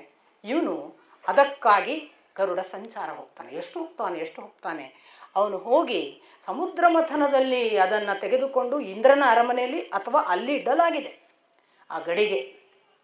ಅದನ್ನು ಇಂದ್ರನ ಅರಮನೆಯಿಂದ ಅಥವಾ ಅಲ್ಲಿಂದ ಆ ಲೋಕದಿಂದ ತೊಗೊಂಬರಬೇಕು. ಗರುಡ ತೊಗೊಂಬರಲಿಕ್ಕೆ ಹೋಗ್ತಾನೆ. ಘಟಸರ್ಪಗಳು ತಡೀತಾವೆ. ಅಗ್ನಿ ಬಾಯಿ ತೆರೆದು ಸುಡುವ ಹಾಗೆಲ್ಲ ಆಗಿ ಅದು ಅವನ ಕಣ್ಣಿಗೆ ಮತ್ತು ಅವನ ಉಸಿರಾಟಕ್ಕೆಲ್ಲ ತೊಂದರೆ ಮಾಡ್ತವೆ. ಆದರೆ ಗರುಡ ತನ್ನ ಹೂಂಕಾರದಿಂದಲೇ ಅಗ್ನಿ ಆರಿಸ್ತಾನೆ, ಘಟಸರ್ಪಗಳನ್ನು ಸೋಲಿಸ್ತಾನೆ. ಇಂದ್ರನ ವಜ್ರಾಯುಧವನ್ನು ಕೂಡ, ವಜ್ರಾಯುಧ ಒಂದು ಸಣ್ಣ ಗರಿಗೆ ತಾಗ್ತದಷ್ಟೇ, ಗರುಡನಿಗೆ ಏನೂ ಆಗೋದಿಲ್ಲ, ಒಂದು ಗರಿ ಉದುರ್ತದೆ. ಆ ಗರಿ ಎಷ್ಟು ಸುಂದರವಾಗಿತ್ತು ಅಂದರೆ ಅದಕ್ಕೆ ಅವನಿಗೆ ಸುಪರ್ಣ ಅಂತ ಹೆಸರಾಗುತ್ತೆ. ಅತ್ಯಂತ ಭಾರವಾದ ಸಂಗತಿಗಳನ್ನೆಲ್ಲ ಹೊರುವ ಕಾರಣವಾಗಿ ಅವನಿಗೆ ಗರುಡ ಅನ್ನುವ ಹೆಸರು ಬಂತು ಅಂತ ಎಲ್ಲ. ಹಾಗೆ ಅವನು ತೊಗೊಂಬರ್ತಾನೆ. ಇದು ತೊಗೊಂಬರುವುದಕ್ಕೆ ಪೂರ್ವದಲ್ಲಿ ಹಸಿವೆಗೆ ಏನು ಮಾಡೋದು ಅಂತ ನಿಷಾದರನ್ನು ತಿನ್ನು ಅಂತ ತಾಯಿ ಹೇಳಿದ್ದುಂಟು.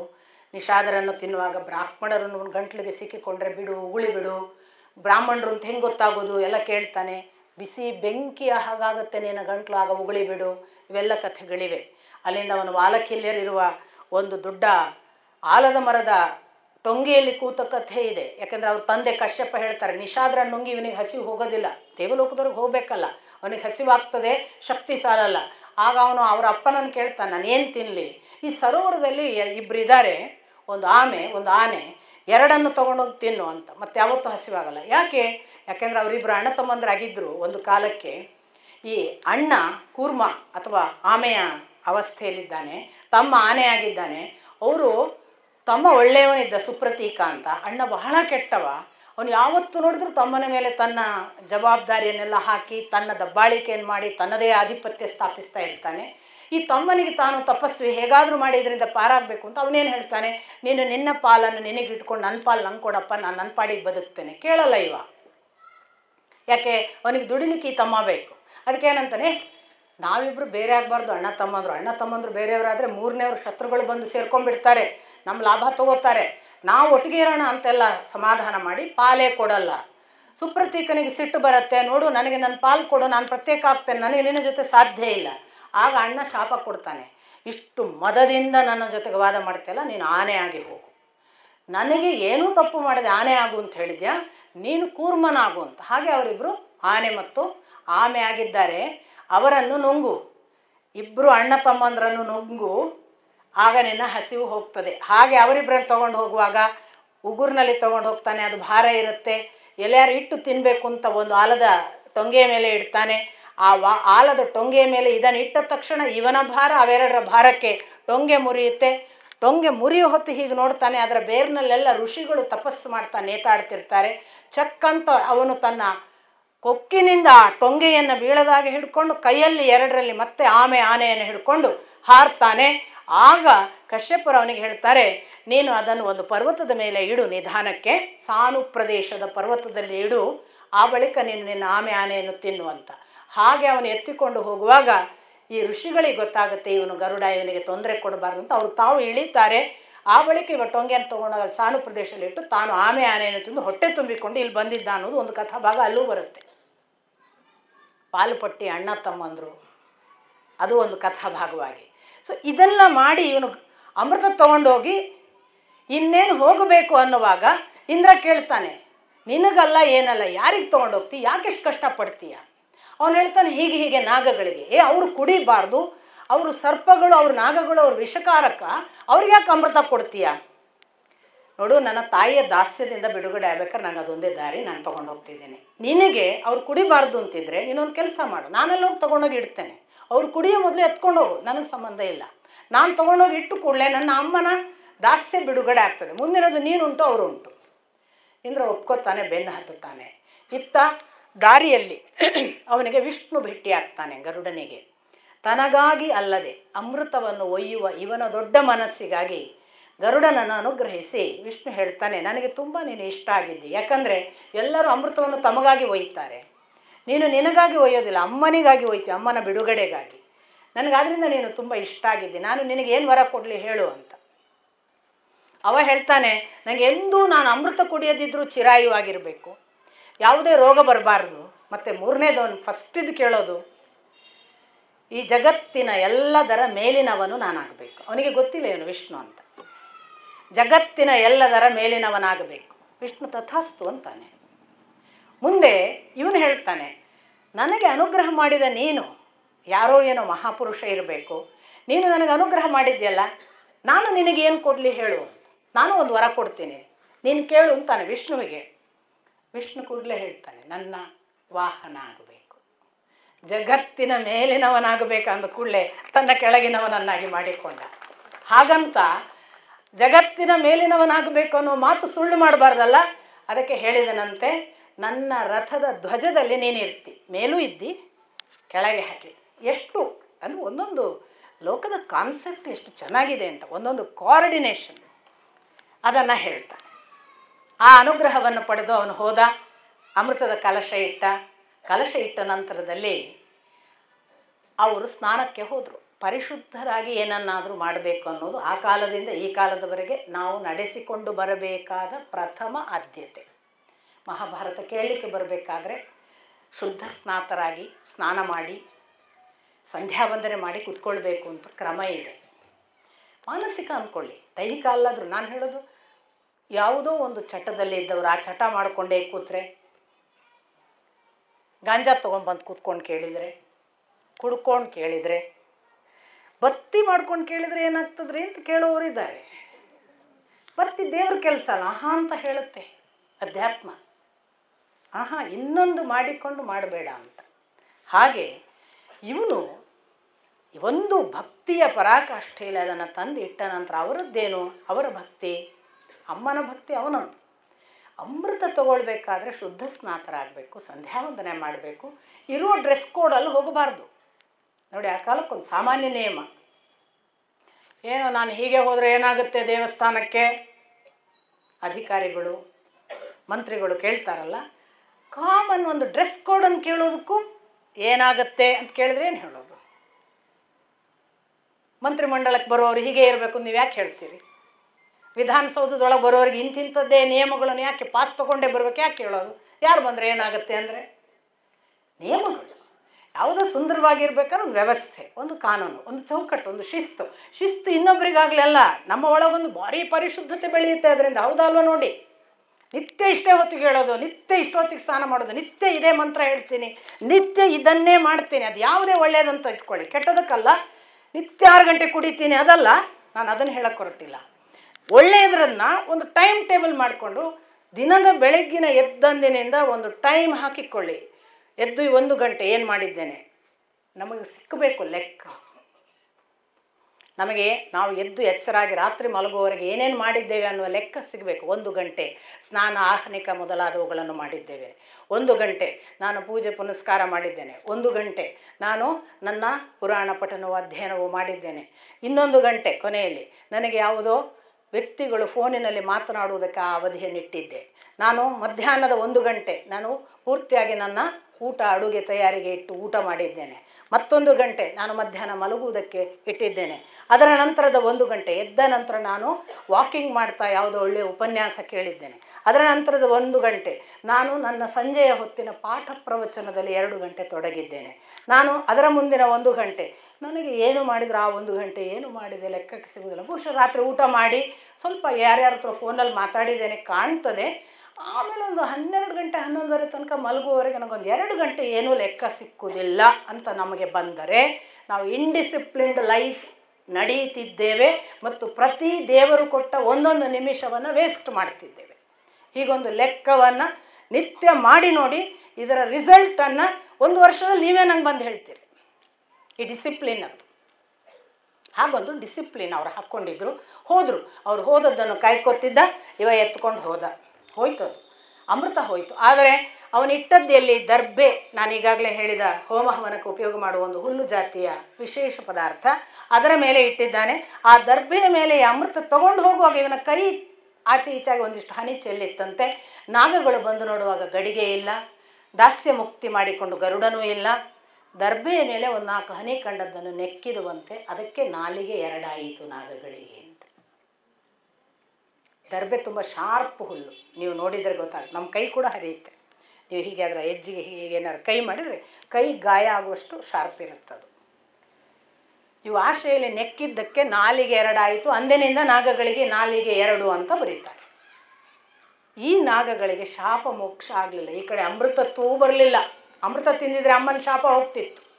ಈ ಕಡೆ ಅವುಗಳ ಶಾಪ ಹಾಗೇ ಇದೆ. ಆಚೆ ಕಡೆ ಇವನು ಪ್ರಶ್ನೆ ಕೇಳಿದ್ದಾನೆ, ಏನಾಗಿತ್ತು ನಮ್ಮ ಪೂರ್ವಜರಿಗೆ, ಜನಮೇಜಯ ಯಾಕೆ ಯಜ್ಞ ಮಾಡಿದ, ಏನದು ಆಸ್ತಿಕ ನಿಲ್ಲಿಸಿದ್ದು ಅಂತ ಈಚೆ ಕಡೆ ಉಗ್ರಶ್ರವಸನ್ನು ಕೇಳಿದ್ದಾರೆ. ಹಿಂದೆ ಪರೀಕ್ಷಿತ ರಾಜನಿದ್ದ. ಪರೀಕ್ಷಿತ ಯಾರು ಅಂತಂದರೆ ಅಭಿಮನ್ಯುವಿನ ಮಗ. ಅಭಿಮನ್ಯುಗೆ ಉತ್ತರೆಯಲ್ಲಿ ಹುಟ್ಟಿದ ಉತ್ತರೆ ಇಬ್ಬರು ವಿರಾಟನ ಮಕ್ಕಳು. ಅರ್ಜುನನಿಗೆ ಉತ್ತರೆಯನ್ನು ಕೊಡಲಾಗ್ತದೆ. ವಿರಾಟ ಬಹಳ ಸಂತೋಷಪಟ್ಟು ಆ ಉತ್ತರೆಯನ್ನು ತೆಗೆದುಕೊಂಡು ಇವ ಹೇಳ್ತಾನೆ, ನನಗಲ್ಲ ನನ್ನ ಮಗನಿಗೆ ಅಂತ ನಾನು ಸ್ವೀಕರಿಸ್ತೇನೆ ಅಂತ. ಹಾಗೆ ಉತ್ತರೆಯನ್ನು ಅಭಿಮನ್ಯುವಿಗೆ ಮದುವೆ ಮಾಡಿಸ್ಕೊಟ್ಟಿರ್ತಾನೆ ಅರ್ಜುನ. ಆ ಉತ್ತರೆಗೆ ಅಭಿಮನ್ಯು ಸಾಯುವ ಮೊದಲೇ ಮಗುವಾಗುವುದು ಅವಳೇ, ಆ ಮಗುವೇ ಪರೀಕ್ಷಿತ. ಅವನು ಯುದ್ಧ ಮುಗಿಯುವ ಹೊತ್ತಿಗೆ ಇನ್ನೇನು ಅಶ್ವತ್ಥಾಮ ಎಲ್ಲರನ್ನೂ ನಾಶ ಮಾಡಬೇಕು ಅನ್ನುವಾಗ ಇವಳ ಗರ್ಭದಲ್ಲಿ ಇದ್ದವನು. ಆ ಗರ್ಭವನ್ನು ನಾಶ ಮಾಡ್ತೇನೆ ಅಂತ ಬ್ರಹ್ಮಾಸ್ತ್ರ ಪ್ರಯೋಗ ಮಾಡಿ ಅವನನ್ನು ಮುಗಿಸ್ಲಿಕ್ಕೆ ಹೊರಡುವಾಗ ಕೃಷ್ಣ ತಡೆದದ್ದು. ಕೃಷ್ಣ ಒಳಗೆ ಪ್ರವೇಶ ಮಾಡಿ ಗರ್ಭದಲ್ಲಿ ರಕ್ಷಣೆ ಕೊಟ್ಟು ಹುಟ್ಟಿದ್ದು. ಹಾಗಾಗಿ ಅವನಿಗೆ ವಿಷ್ಣು ರಾತ ಅಂತ ಹೆಸರು. ವಿಷ್ಣುವಿನಿಂದ ರಕ್ಷಿಸಲ್ಪಟ್ಟವ ಅಂತ ಒಂದು ಹೆಸರು. ಇನ್ನೊಂದು, ಆ ಗರ್ಭದ ಒಳಗೆ ಅವನು ಒಂದು ಕೃಷ್ಣ ದರ್ಶನ ಆಗಿರುತ್ತೆ ಅವನಿಗೆ. ಆ ದರ್ಶನದಿಂದ ಅವನು ಹೊರಗೆ ಬಂದವನಲ್ಲ, ಹೊರಗೆ ಬಂದವನಿಗೆ ನನಗೊಂದು ದರ್ಶನ ಆಗಿತ್ತಲ್ಲ, ಅವನೆಲ್ಲಿದ್ದಾನೆ ಅಂತ ಜೀವನ ಇಡೀ ಪರೀಕ್ಷೆ ಮಾಡ್ತಿದ್ದಂತೆ. ಹಾಗಾಗಿ ಪರೀಕ್ಷಿತ.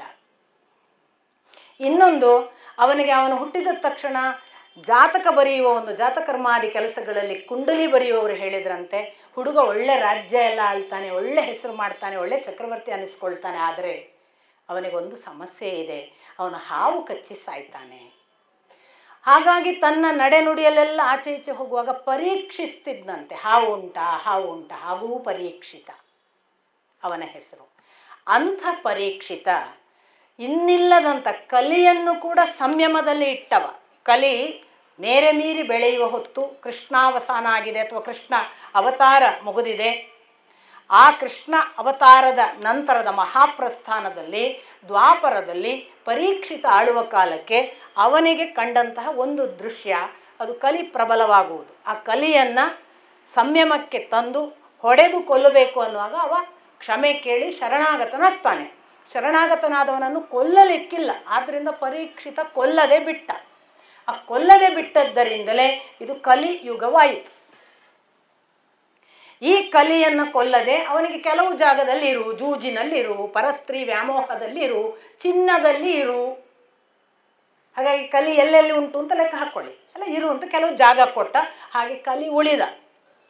ಅಂಥ ಪರೀಕ್ಷಿತ ತನ್ನ ಜೀವನದಲ್ಲಿ ರಾಜರಿಗೆಲ್ಲ ಆ ಕಾಲಕ್ಕೆ ಬೇಟೆ ಆಡುವುದು ಒಂದು ಅವರ ಜೀವನದ ಒಂದು ಧರ್ಮ. ಬೇಟೆ ಆಡಬೇಕು ಅವರು. ಅವರು ಆಗಾಗ್ಗೆ ಕಾಡಿಗೆ ವಿಹಾರ ಹೋಗ್ತಿದ್ರು. ಅದು ಅವರ ಫಿಸಿಕಲ್ ಆ್ಯಕ್ಟಿವಿಟಿ ಅಥವಾ ಅವರ ಎಕ್ಸರ್ಸೈಸ್. ಆಮೇಲೆ ಅವರ ಬಾಣ ಮತ್ತೊಂದರಲ್ಲಿ ಅವರ ಪರಿಣಿತಿಯನ್ನು ಅದು ಸರಿ ಉಂಟು ಅಂತ ಪರೀಕ್ಷಿಸ್ಲಿಕ್ಕೂ ಒಂದು ಟೆಸ್ಟ್. ಹೀಗಾಗಿ ಬೇಟೆ ಆಡ್ತಿದ್ರು. ಬೇಟೆ ಆಗ ಧರ್ಮ, ಈಗ ಅಲ್ಲ. ನಾನು ಈಗಾಗಲೇ ಹೇಳಿದ ಹಾಗೆ ಸಾಮಾಜಿಕ ಧರ್ಮಗಳು ಬದಲಾಗ್ತಾ ಇರ್ತವೆ. ಸೊ ಧರ್ಮ ಕೊಲ್ಲಕ್ಕೆ ಅಂತ ಹೋಗ್ತಾನೆ. ಹೋಗುವಾಗ ಅವನಿಗೆ ತುಂಬ ಒಂದು ಜಿಂಕೆ ಕಾಡುತ್ತೆ. ಅದನ್ನು ಬೆನ್ನಟ್ಟಿ ಹೋಗ್ತಾನೆ. ಅದು ಕೆಲವರ ಪ್ರಕಾರ ಅಂದರೆ ಒಂದು ಪಾಠದ ಪ್ರಕಾರ ಅದಕ್ಕೆ ಬೆನ್ನಟ್ಟಿ ಹೋದಾಗ ಇವನ ಬಾಣ ನಟ್ಟಿತ್ತು, ಅದು ಓಡ್ತಿತ್ತು. ಇನ್ನೊಬ್ಬರ ಪ್ರಕಾರ ಅವನಿಗೆ ಅದು ಸಿಗಲಿಲ್ಲ, ಇವನು ಓಡಿಸ್ಕೊಂಡು ಹೋಗ್ತಿದ್ದಾನೆ. ಹಾಗೆ ಓಡಿಸಿಕೊಂಡು ಹೋದವನು ಒಂದು ಆಶ್ರಮವನ್ನು ಪ್ರವೇಶ ಮಾಡ್ತಾನೆ. ದಣದಿದ್ದಾನೆ, ಬಾಯಾರಿಕೆ ಆಗಿದೆ, ಸ್ವಲ್ಪ ಕೂತು ನೀರು ಕುಡಿಬೇಕು ಅನ್ನಿಸ್ತಿದೆ ಅಂತ ಒಂದು ಪಾಠ ಭಾಗವತದಲ್ಲಿ ಅಲ್ಲ, ಮಹಾಭಾರತದಲ್ಲಿ ಇನ್ನೊಂದು ಥರ. ಅವನಿಗೆ ಜಿಂಕೆಯಲ್ಲಿ ಹೋಯಿತು ಕೇಳಬೇಕಿತ್ತು ಆ ಋಷಿಗಳ ಹತ್ರ. ಋಷಿಗಳು ಶಮೀಕರು. ಶಮೀಕ ಋಷಿಗಳು ಇನ್ನಿಲ್ಲದಂತಹ ಕಾಷ್ಠಮೌನದ ತಪಸ್ಸಿನಲ್ಲಿದ್ದಾರೆ, ಮಾತಾಡಲ್ಲ. ಕಾಷ್ಠಮೌನಕ್ಕೆ ಕಟ್ಟಿಗೆ ಹಾಗೆ ಮೌನ ಅಂತ. ಅಂದರೆ ನಮ್ಮ ಹಾಗಲ್ಲ, ನಾವು ಬಾಯಲ್ಲಿ ಮಾತಾಡಲ್ಲ, ಇಲ್ಲಿ ಮಾತಾಡ್ತಾ ಇರ್ತೇವೆ ಅಲ್ವಾ. ಅಥವಾ ಕೆಲವರು ಪೇಪರಲ್ಲಿ ಬರ್ಕೊಡ್ತಾರೆ ಕಾಫಿ ಬೇಕು, ಬಾಯಲ್ಲಿ ಹೇಳೋದಿಲ್ಲ ಅಷ್ಟೇ. ಅದಲ್ಲ ಮೌನ. ಮೌನ ಅಂದರೆ ಅವರಲ್ಲಿ ಕಾನ್ವರ್ಸೇಷನೇ ಇಲ್ಲ, ಮೈಂಡ್ ಡೆಡ್. ಅವರ ಬ್ರೈನ್ ಡೆಡ್, ಮೈಂಡ್ ಡೆಡ್. ಅವರಿಗೆ ಎದುರು ಬಂದವರು ಕಾಣಲ್ಲ, ಹೇಳೋದು ಕೇಳಲ್ಲ, ಇಂದ್ರಿಯಾದಿಗಳು ನಿಸ್ತೇಜ. ಅಂಥದ್ದೊಂದು ತಪಸ್ಸಿನಲ್ಲಿ ಶಮೀಕರು ಕೂತಿದ್ದಾರೆ. ಪರೀಕ್ಷಿತ ಹೆಸರುವಾಸಿ, ಅತ್ಯಂತ ಸಾತ್ವಿಕ ರಾಜ, ಗುರು ಹಿರಿಯರನ್ನು ಋಷಿ ಮುನಿಗಳನ್ನು ಆದರ್ಶದಿಂದ ಕಂಡವ, ಗೌರವಾದರದಿಂದ ಪೂಜಿಸಿದವ, ಯಾರಿಗೂ ಎಂದೂ ಕೆಟ್ಟದು ಮಾಡಿದವನಲ್ಲ. ಅಂಥ ಪರೀಕ್ಷಿತನಿಗೆ ಅದೇನೋ ಹೋಗಿ ಹೋಗಿ ಕೇಳ್ತಾನೆ ಆ ಶಮೀಕರನ್ನು, ಇಲ್ಲೊಂದು ಜಿಂಕೆ ಬಂತ ಅಂತ. ಅವ್ರು ಮಾತಾಡಲ್ಲ, ಕಣ್ಣು ತೆರೆದು ಒಬ್ಬ ಋಷಿ ನೋಡ್ತಿದ್ದಾನೆ, ಮಾತಾಡಲ್ಲ. ಇವ ರಾಜ, ಇವನಿಗೆ ಬಹಳ ಸಿಟ್ಟು ಬಂತು. ಇದು ಯಾವ ಪರಿ ದುರಹಂಕಾರ ಈ ಋಷಿಗೆ? ಅಲ್ಲ, ಒಬ್ಬ ರಾಜ ಬಂದು ನಿಂತಿದ್ದಾನೆ, ಪ್ರಶ್ನೆ ಕೇಳ್ತಾನೆ, ಕನಿಷ್ಠ ಉತ್ತರ ಕೊಡೋ ಸೌಜನ್ಯ ಗೊತ್ತಿಲ್ಲ ಅಂತ ಬೇಕಾರೆ ಹೇಳಿ ಅಂತ ಇವನಿಗೊಂದು ಅನ್ನಿಸ್ತು. ವಾಸ್ತವಿಕ ಇದು ಒಂದು ಕಥಾಭಾಗ. ಇನ್ನೊಂದು ಕಥಾಭಾಗ ನೀರು ಕೊಡಲಿಲ್ಲ, ದಣಿವಿಗೆ ಒಂದು ಕೂತ್ಕೊ ಅನ್ನಲಿಲ್ಲ ಅಂತ ಸಿಟ್ಟು ಬಂತು ಅಂತ. ಎರಡು ಪಾಠಗಳಿವೆ. ಭಾಗವತ ಹಾಗೆ ಹೇಳುತ್ತೆ, ಮಹಾಭಾರತ ಹೀಗೆ ಹೇಳುತ್ತೆ. ಇಷ್ಟಾಗುವಾಗ ಅವನು ಸಿಟ್ಟು ಬಂದದಕ್ಕೆ ಏನು ಮಾಡಬೇಕು? ಅವನಿಗೆ ಇವನ ಅಹಂಕಾರಕ್ಕೆ ಒಂದು ಸಣ್ಣ ಚೇಷ್ಟೆ ಮಾಡಬೇಕು ಅನ್ನಿಸಿ ಅಲ್ಲೊಂದು ಸತ್ತ ಹಾವಿನ ಹೆಣ ಇರ್ತದೆ, ಅದನ್ನು ಎತ್ತಿ ಇವನ ಕೊರಳಿಗೆ ಹಾಕ್ತಾನೆ. ಅದೂ ಗೊತ್ತಿಲ್ಲ ಶಮೀಕರಿಗೆ, ಯಾಕೆ ಅವರು ಇಲ್ಲ.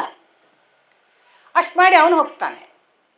ಹೋದರೆ ಇತ್ತ ಶಮೀಕನ ಮಗ ಶೃಂಗಿ ಆಚೆಗೆಲ್ಲೋ ಹೋಗಿದ್ದಾನೆ, ಸ್ನಾನಕ್ಕೋ ನದಿ ಕಡೆಗೋ ಎಲ್ಲೋ.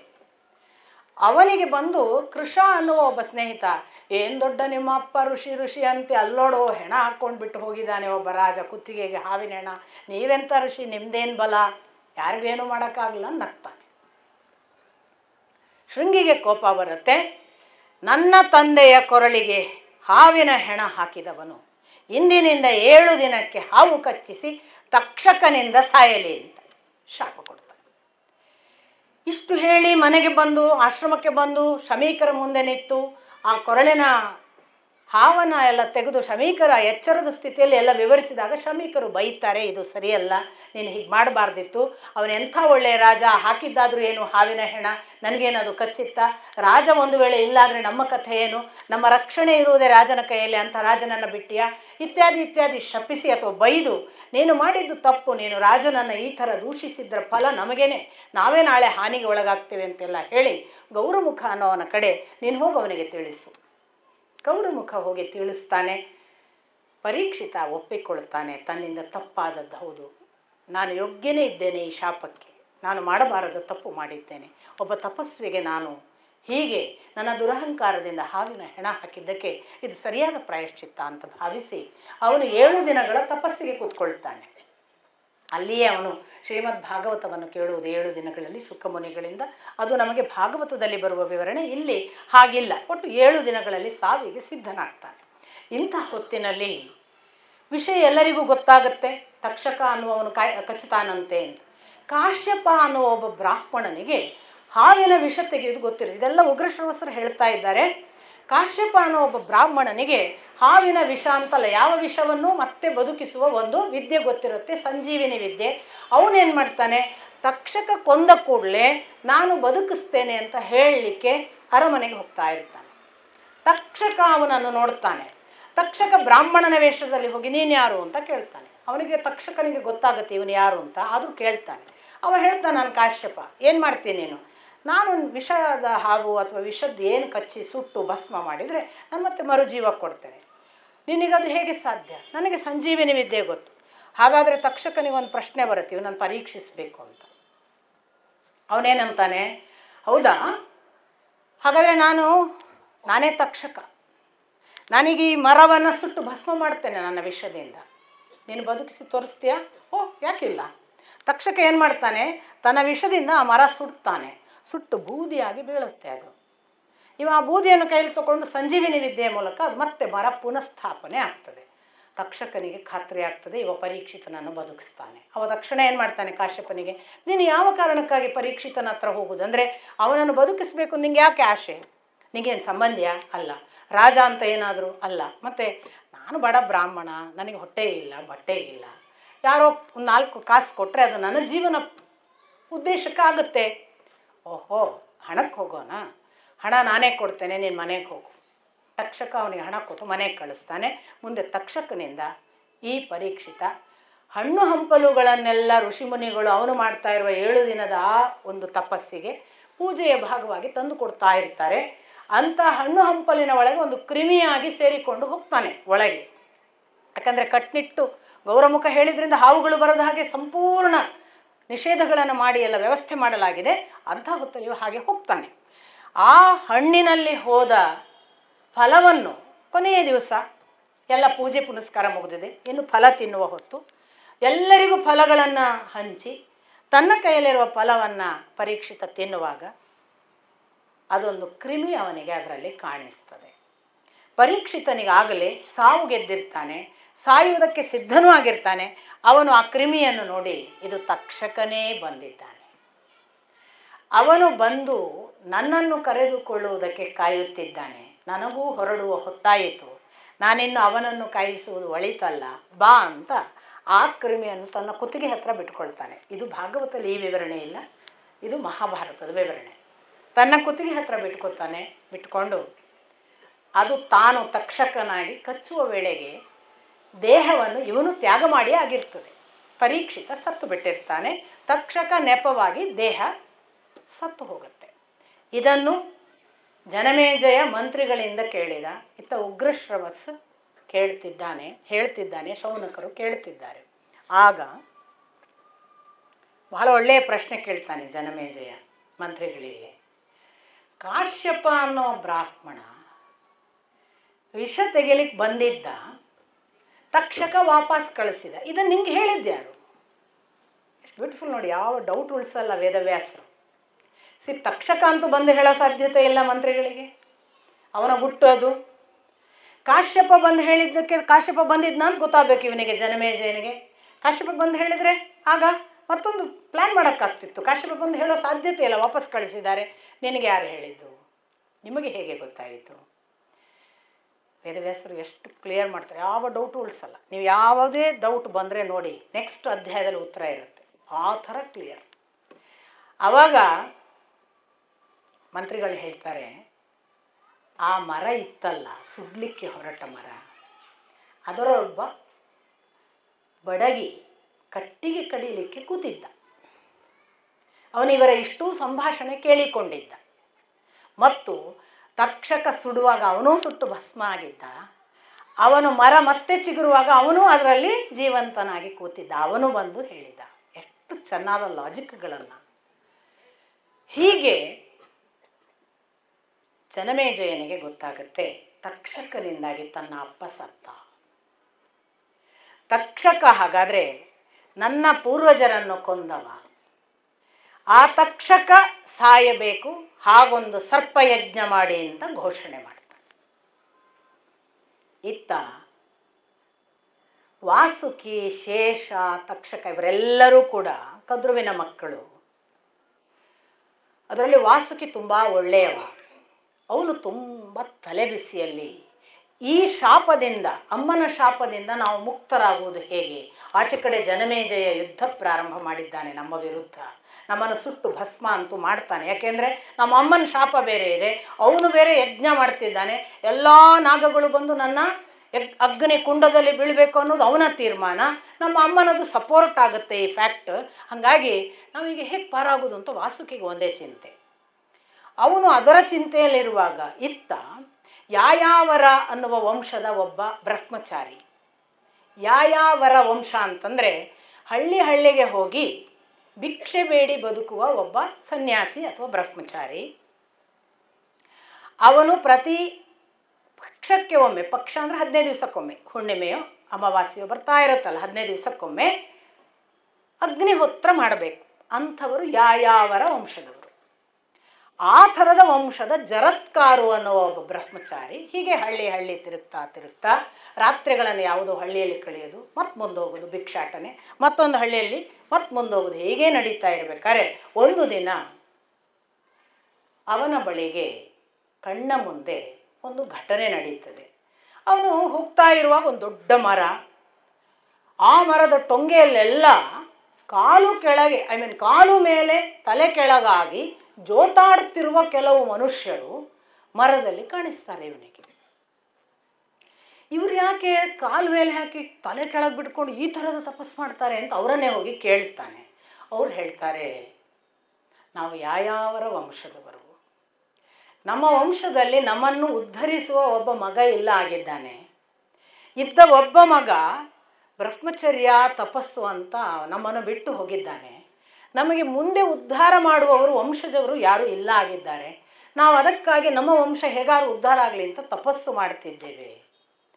ಅವನು ಕೇಳ್ತಾನೆ, ನಾನೇ ನಿಮ್ಮ ವಂಶದವ, ನಾನೇ ಜರತ್ಕಾರು, ಯಾಯಾವರ ವಂಶದ ಜರತ್ಕಾರು, ನನ್ನಿಂದ ನಿಮಗೇನಾಗಬೇಕು? ಓ, ನಮಗೆ ಏನಾಗೋದು ಬೇಡಪ್ಪ, ನಮ್ಮ ವಂಶ ಮುಂದುವರಿಬೇಕು, ನಿನ್ನೊಟ್ಟಿಗೆ ಅದು ಮುಕ್ತಾಯ ಆಗಿಬಿಡಬಾರ್ದು, ಹಾಗೊಂದು ಮಗ ಬೇಕು.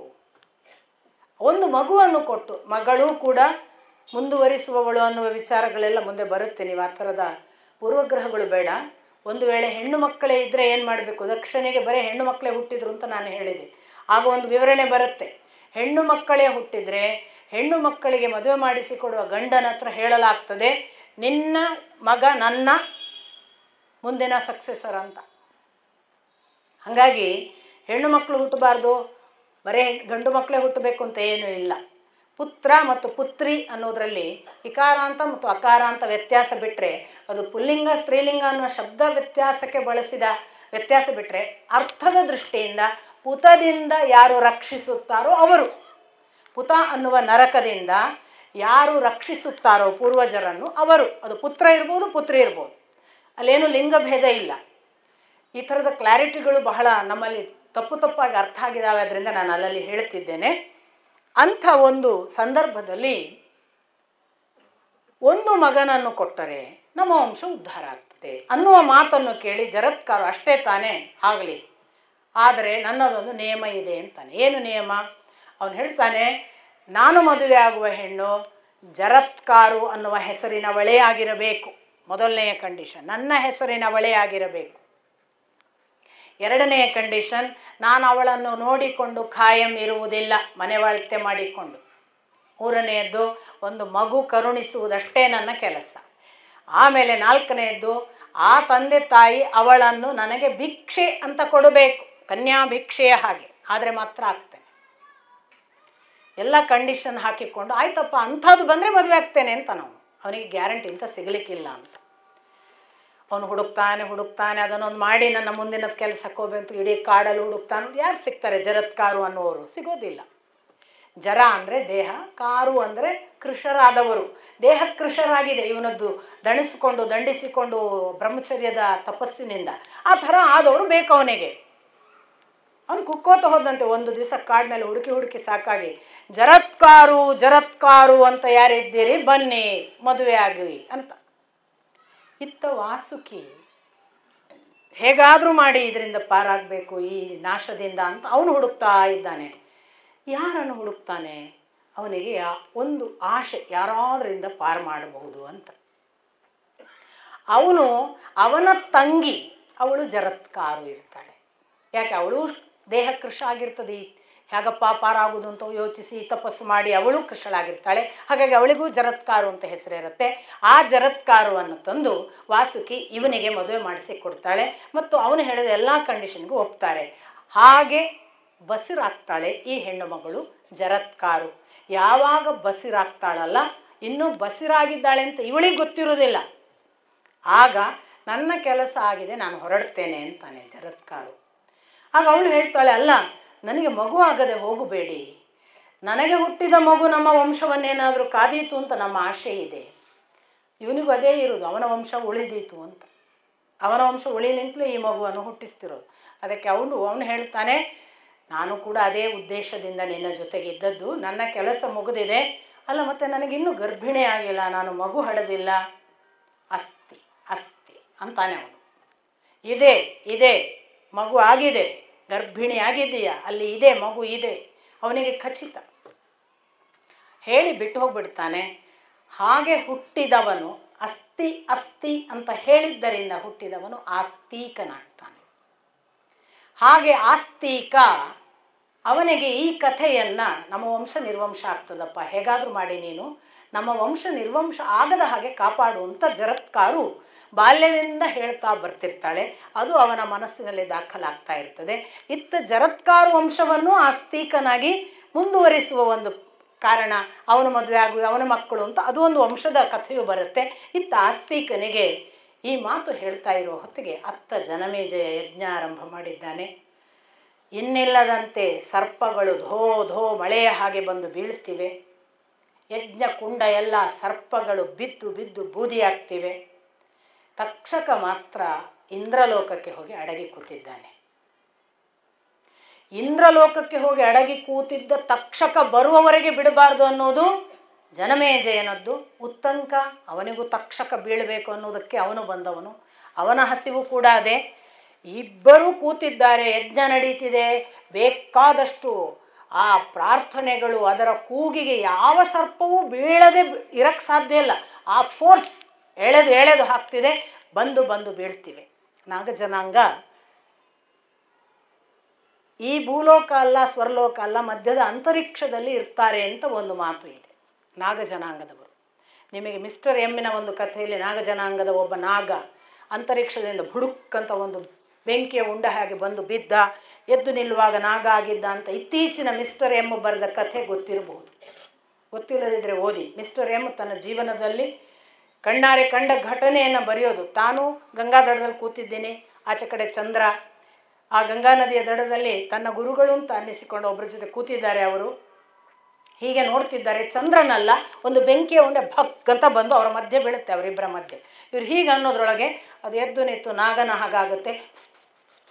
ಈ ಭಾಷೆಯಲ್ಲಿ ಏನೋ ಮಾತಾಡುತ್ತೆ ಅವರ ಗುರುಗಳ ಜೊತೆಗೆ. ಅವರು ಕೂಡ ಅದೇ ಥರದ ಈ ಶಬ್ದ ಸನ್ನೆಯ ಮುಖಾಂತರ ಅವರು ಏನೋ ಕಮ್ಯುನಿಕೇಟ್ ಮಾಡ್ತಾರೆ. ಇಬ್ಬರು ಮಾತಾಡಿ ಆದಮೇಲೆ ಆ ನಾಗ ಅವನಿಗೆ ಈ ಗುರುಗಳು ಏನೋ ಹೇಳಿರಬೇಕು ಆ ನಾಗನಿಗೆ ಇವರ ಬಗ್ಗೆ, ಮಿಸ್ಟರ್ ಎಮ್ ಬಗ್ಗೆ. ಇವರು ಇಂಥವ್ರು ಅಂಥವ್ರು ಗೊತ್ತಿಲ್ಲ, ಒಟ್ಟು ಅವರು ಏನೋ ಹೇಳಿರಬೇಕು. ಆ ಬಳಿಕ ಆ ಗುರುಗಳು ಹೇಳ್ತಾರೆ ಮಿಸ್ಟರ್ ಎಮ್ಮಿಗೆ, ಇವನಿಗೆ ನಮಸ್ಕಾರ ಮಾಡು ಅಂತ. ಅವನು ನಮಸ್ಕಾರ ಮಾಡ್ತಾನೆ.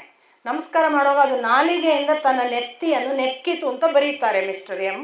ಆಗ ಒಂದು ವಿದ್ಯುತ್ ಸಂಚಾರ ತನಗೆ ಪಾದದವರೆಗೆ ಆಯಿತು ಅಂತ. ಎಲ್ಲಿಯಾದರೂ ಸಿಕ್ಕರೆ ಓದಿ, ಒಳ್ಳೆಯ ಪುಸ್ತಕ.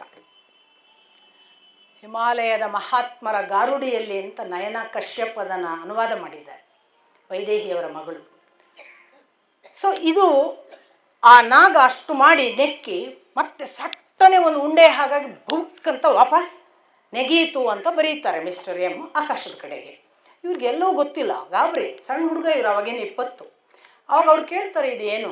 ಗುರುಗಳು ಹೇಳ್ತಾರೆ, ಅಂತರಿಕ್ಷ ಲೋಕದಲ್ಲಿ ನಾಗಜನಾಂಗ ಅಂತ ಒಂದು ಜನಾಂಗ ಇದೆ. ಆ ಜನಾಂಗ ಹೀಗೆ ತಮಗೇನಾದರೂ ಸಮಸ್ಯೆ ಆಗುವಾಗ ನಮ್ಮ ಹತ್ರ ಬರುತ್ತೆ, ತಮ್ಮ ಸಮಸ್ಯೆಯನ್ನು ನಮ್ಮ ಜೊತೆ ಕೇಳುತ್ತೆ, ನಾವು ಉತ್ತರ ಕೊಡ್ತೀವಿ, ಅವು ಮತ್ತೆ ಮರಳಿ ಹೋಗ್ತವೆ. ಹಾಗೊಂದು ಸಮಸ್ಯೆಯನ್ನು ಕೇಳಲಿಕ್ಕೆ ಬಂದ ನಾಗ ಜನಾಂಗದ ಪ್ರತಿನಿಧಿ ಅವನು ಅಂತ. ಗೊತ್ತಿಲ್ಲ, ಇದು ಒಂದು ಉಲ್ಲೇಖ. ಇಲ್ಲಿ ಮೇಲಿನಿಂದ ದೊಪ್ಪ ಬೀಳ್ತವೆ. ಅದಕ್ಕೆ ನಾನು ಹೇಳಿದ ಅಂತರಿಕ್ಷದಲ್ಲಿರುವ ನಾಗ ಎಲ್ಲ ಬೀಳ್ತಿದ್ದಾವೆ ಅಂತ ಇಲ್ಲಿಯೂ ವಿವರಣೆ ಆಗುತ್ತೆ. ಹರ್ಕೊಂಡು ಬಂದು ಅಂತಿಲ್ಲ, ಮೇಲಿಂದ ಥಾಪ್ ಬೀಳ್ತವೆ. ಆಗ ತಕ್ಷಕ ಹೋಗಿ ಅಂತರಿಕ್ಷದ ಮೇಲೆ ಇರೋ ಇಂದ್ರಲೋಕಕ್ಕೆ ಹೋಗಿ ಅಲ್ಲಿ ಕೂತ್ಕೊತಾನೆ. ಇಂದ್ರನಿಗೆ ತಕ್ಷಕನ ಜೊತೆಗೆ ಒಂದು ಫ್ರೆಂಡ್ಶಿಪ್ಪು, ಬೇರೆ ಬೇರೆ ಕಾರಣಗಳೆಲ್ಲ ಇವೆ ಅದಕ್ಕೆ ಹಿನ್ನೆಲೆ. ಅವನೇನು ಮಾಡ್ತಾನೆ, ತನ್ನ ಬಟ್ಟೆಯ ಮರೆಯಲ್ಲಿ ಅಡಗಿಸಿ ಕೂಡಿಸ್ಕೊಳ್ತಾನೆ. ಇಲ್ಲಿ ಕೂತ ಋಷಿಮುನಿಗಳಿಗೆ ಗೊತ್ತಾಗ್ತದೆ ಅವನು ಇಂದ್ರನ ಆಸರೆಯಲ್ಲಿದ್ದಾನೆ. ಜನಮೇಜಯನಿಗೆ ಯಾವ ಪರಿದ್ವೇಷ ಅಂದರೆ, ಇಂದ್ರನ ಸಹಿತವಾಗಿ ಕರೆಯಿರಿ, ಬಿಡಬೇಡಿ ಅವನನ್ನು.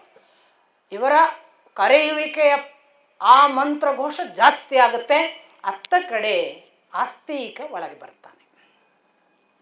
ಯಜ್ಞ ಮಂಟಪಕ್ಕೆ ನನ್ನ ಅನುಮತಿ ಇಲ್ಲದೆ ಯಾರನ್ನು ಬಿಡಬಾರ್ದು ಅಂತ ಮೊದಲೇ ಕರಾರು ಹಾಕಿರ್ತಾನೆ ಜನಮೇಜಯ. ಯಾಕಂದರೆ ಒಬ್ಬ ಹೇಳ್ತಾನೆ, ಋತ್ವಿಜರಲ್ಲಿ ಬಂದಂತಹ ಒಬ್ಬನೋ ಯಾರೋ ಒಬ್ಬ ಅನಾಮಿಕನೋ, ನಡುವೆ ನಿಲ್ಲುತ್ತೆ ನಿಮ್ಮ ಯಜ್ಞ ಒಬ್ಬನ ಪ್ರವೇಶದಿಂದ ಅಂತ. ಅವನು ಹಾಗೆ ಹೇಳಿದ್ರಿಂದ ಜನಮೇಜಯ ಹೇಳ್ತಾನೆ, ಯಾರನ್ನು ಒಳಗೆ ಬಿಡಬೇಡಿ ಅಂತ. ಒಬ್ಬ ಸನ್ಯಾಸಿಯ ಹಾಗೋ ಬ್ರಹ್ಮಚಾರಿಯ ಹಾಗೋ ಇರುವ, ತಪಸ್ವಿಯ ಹಾಗೋ ಇರುವವ ಒಳಗೆ ಬಂದರೆ ನಿಲ್ಲಿಸುವುದು ಹೇಗೆ ಅಂತ ಬಿಡಲಾಗ್ತದೆ. ಆಸ್ತಿಕ ಒಳಗೆ ಬರ್ತಾನೆ. ಆಸ್ತಿಕ ಒಳಗೆ ಬಂದ ತಕ್ಷಣ ಇವರು, ಆಸ್ತಿಕ ಬಂದಿದ್ದಾರೆ, ಒಬ್ಬರು ಆಸ್ತಿಕ ಅನ್ನುವ ಬ್ರಹ್ಮಚಾರಿ ಬಂದಿದ್ದಾರೆ, ನಿಮ್ಮ ಜೊತೆಗೆ ಮಾತಾಡಬೇಕಂತೆ. ಸ್ವಲ್ಪ ಯಜ್ಞ ಮುಗಿಯುವವರೆಗೆ ತಡಿಲಿಕ್ಕೆ ಹೇಳು ಅಂದರೆ ಕೇಳಲ್ಲ ಅಂತ ವಾಪಸ್ ಉತ್ತರ ಬರುತ್ತೆ. ಜನಮೇಜಯ, ನಿಮ್ಮ ಯಜ್ಞ ಮುಂದುವರಿಲಿ, ನಾನು ಅಲ್ಲಿ ಮಾತಾಡಿ ಬರ್ತೇನೆ ಅಂತ ಅಲ್ಲಿ ಬರ್ತಾನೆ. ಆಸ್ತಿಕ ಹೇಳ್ತಾನೆ, ಈ ಕ್ಷಣದಿಂದ ಯಜ್ಞ ನಿಲ್ಲಿಸಬೇಕು. ಅಂದರೆ ಇವನು ಕೇಳ್ತಾನೆ, ನೀವು ಬಂದಿದ್ದೀರಿ, ಪಾದ್ಯ ಕೊಡ್ತಾನೆ, ಅರ್ಘ್ಯ ಕೊಡ್ತಾನೆ, ನನ್ನಿಂದ ಏನಾಗಬೇಕು ಅಂತ ಜನಮೇಜಯ ಕೇಳ್ತಾನೆ. ಈ ಕ್ಷಣದಿಂದ ನಡೆಯುತ್ತಿರುವ ಯಜ್ಞ ನಿಲ್ಲಿಸಬೇಕು. ಇಂದ್ರ ಯಾವಾಗ ಇಂದ್ರನ ಸಹಿತ ತಕ್ಷಕನನ್ನು ಕರೆದ್ರಲ್ಲ, ಆಗ ಇಂದ್ರ ತನ್ನ ಬಟ್ಟೆಯಿಂದ ಸರಿಸಿ ತಕ್ಷಕನನ್ನು ದೂಡ್ತಾನೆ. ಅವ ಬೀಳುವ ಹಂತದಲ್ಲಿದ್ದಾನೆ. ಆಸ್ತಿಕ, ಯಜ್ಞ ನಿಲ್ಲಿಸಬೇಕು, ನನ್ನ ವಾಕ್ಯ ಮುಗಿಯುವುದರೊಳಗೆ ಯಜ್ಞ ನಿಲ್ಲಬೇಕು. ಯಜ್ಞ ಸಮಾಪ್ತಿ ಆಗುತ್ತೆ, ತಕ್ಷಕ ಸಾಯಲ್ಲ. ಇಡೀ ಸರ್ಪವಂಶ ತಕ್ಷಕ ಮತ್ತಿತರರು ಉಳಿಯುತ್ತಾರೆ. ಇದಕ್ಕೆ ಮೊದಲು ಸರ್ಪ ಶಾಪ ಕೊಟ್ಲಲ್ಲ ತಾಯಿ. ಶಾಪ ಕೊಡುವಾಗ ಬ್ರಹ್ಮ ತನ್ನಷ್ಟಕ್ಕೆ ಯೋಚನೆ ಮಾಡ್ತಾನೆ, ಒಳ್ಳೆಯದಾಯಿತು ಒಂದು ದೃಷ್ಟಿಯಿಂದ. ಈ ಸರ್ಪಗಳಿಗೆ, ನಾಗಗಳಿಗೆ ತಮ್ಮ ವಿಷವನ್ನು ಇದ್ದವರ ಮೇಲೆ ಕಾರಿ ಕಾರಿ ಎಲ್ಲ ಜನಾಂಗವನ್ನು ನಾಶ ಮಾಡುವ ಒಂದು ದುರಹಂಕಾರ ಬಂದಿದೆ. ಸ್ವಲ್ಪ ಅವುಗಳ ಜನಾಂಗ ನಾಶ ಆಗೋದು ಒಳ್ಳೆಯದು, ಇದು ನಡೀಲಿ, ಆ ಬಳಿಕ ಒಂದು ಹಂತಕ್ಕೆ ನಿಲ್ಲಿಸೋಣ ಅಂತ ಅವನದ್ದೊಂದು ಯೋಚನೆ ಇರುತ್ತೆ. ಆ ಕಾರಣಕ್ಕಾಗಿ ಅವನು ಕಶ್ಯಪರ ಹತ್ರನೂ ಹೋಗಿ ಹೇಳ್ತಾನೆ, ಈ ಶಾಪವನ್ನು ನೀನೇನು ತಿದ್ದಲಿಕ್ಕೆ ಹೋಗಬೇಡ, ಒಂದಿಷ್ಟು ನಾಶ ಆಗಬೇಕು.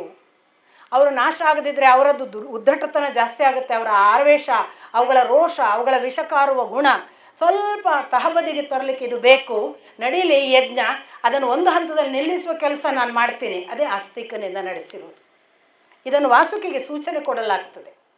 ನೀನು ಹೀಗೊಂದು ಮಾಡು, ಜರತ್ಕಾರು ಅಂತ ಬರ್ತಾನೆ, ಅವನ ಮೂಲಕ ಹುಟ್ಟುವ ಮಗ ನಿನ್ನ ವಂಶ ನಾಶ ಆಗದ ಹಾಗೆ ನೋಡ್ಕೊಳ್ತಾನೆ. ಹಾಗಾಗಿ ವಾಸುಕಿ ತಕ್ಷಕ ಉಳಿಯುತ್ತಾರೆ.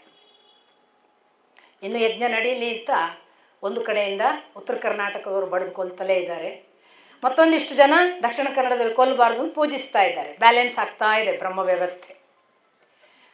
ಇವತ್ತಿಗೂ ನೋಡಿ ಮುಂದೆ ಏನಾಗುತ್ತೆ, ಆಸ್ತಿಕನನ್ನು ಕೇಳಲಾಗ್ತದೆ, ನೀನು ನಮ್ಗೆ ಇಷ್ಟೆಲ್ಲ ಉಪಕಾರ ಮಾಡಿದೆಯಲ್ಲ, ನಾವು ಏನು ಮಾಡೋಣ ಅಂತ ಈ ವಾಸುಕಿ ಮೊದಲಾದ ಎಲ್ಲರೂ ಕೇಳ್ತಾರೆ. ಆ ಹಾವುಗಳಿಗೆ ಅವನು ಒಂದೇ ಮಾತು ಹೇಳ್ತಾನೆ, ಏನಿಲ್ಲ, ನನ್ನ ಹೆಸರು ಹೇಳಿದವರನ್ನು ನೀವು ಕಚ್ಚಬಾರದು. ಯಾವುದೇ ಕಾರಣಕ್ಕೆ ನೀವು ನನ್ನ ಹೆಸರು ಹೇಳಿದವರನ್ನು, ನನ್ನನ್ನು ನೆನೆದವರನ್ನು ಕಚ್ಚಿದಿರಿ ಅಥವಾ ವಿಷದಿಂದ ಕೊಂದಿರಿ ಅಂತಾದರೆ ನಿಮ್ಮ ತಲೆ 100,000 ಹೋಳಾಗಿ ಹೋಗ್ತದೆ. ಅವು ಸಾಕ್ಷಾತ್ ಒಪ್ಪಿಕೊಳ್ತಾರೆ. ಇವತ್ತಿಗೂ ನೀವೆಲ್ಲ ಕೊಲ್ಲುವವರೆಗೂ ಒಂದು ಭಾಗ ಗೊತ್ತಿದೆ, ನಿಮ್ಮ ನಿಮ್ಮ ಮನೆಗಳಲ್ಲಿ ಆಸ್ತಿಕ ಆಸ್ತಿಕ ಅಂತ ಬರೀರಿ ಅಂತ ಒಂದು ಪದ್ಧತಿ ಇದೆ ನೋಡಿ. ಓಂ ಆಸ್ತಿಕಾಯ ನಮಃ ಅಂತ ಹೇಳಬೇಕು ಅಂತ ನಮ್ಮ ಅಪ್ಪನೂ ಹೇಳ್ತಿದ್ರು. ಹೇಳಿದರೆ ಹೊರಟೋಗುತ್ತೆ, ಅದು ನಿಲ್ಲಲ್ಲ ಅಂತ. ಅಷ್ಟೇ ಮಂತ್ರಕ್ಕೆ ಅವುಗಳು ಹೋಗ್ತವೆ, ಬಡಿಬೇಕಾಗಿಲ್ಲ. ಆದರೆ ನಮಗೇನು, ದಿಲ್ಲದೊಳಗೆ ಹೋದರೂ ಚಿಮಣಿ ಎಣ್ಣೆ ಹಾಕಿ ಅದಕ್ಕೆ ಕಸ ಹಾಕಿ ಬೆಂಕಿ ಹಚ್ಚಿದ್ಮೇಲೆ ಸಮಾನ ಒಳಗೆ ಸತ್ತೋಯ್ತು ಅಂತ. ಅಹಿಂಸೆ, ಮತ್ತೆ ಹಿಂಸೆ ಅಹಿಂಸೆಯ ಕಾನ್ಸೆಪ್ಟ್. ತಾನಾಗಿ ಬಂದು ಕಚ್ಚಿದರೆ ಬಡಿಯಬಹುದು, ಕಚ್ಚದೇ ಇರೋದನ್ನೆಲ್ಲ ಹುಡುಕಿ ಬಡಿಯುವುದು ಮನುಷ್ಯ ಮಾತ್ರ. ಸೊ ಈ ದೃಷ್ಟಿಯಲ್ಲಿ ಆಸ್ತಿಕನೂ ಕೂಡ ಅಹಿಂಸಾ ಪರಮೋ ಧರ್ಮ ಅನ್ನುವುದನ್ನೇ ಹೇಳಿದ ಬ್ರಾಹ್ಮಣ ಅಂತ ರುರುವಿಗೆ ಹೇಳಿದ ಕತೆ ಹೇಳಿದ ಸಹಸ್ರಪಾದ ಹೇಳಿದ್ದು.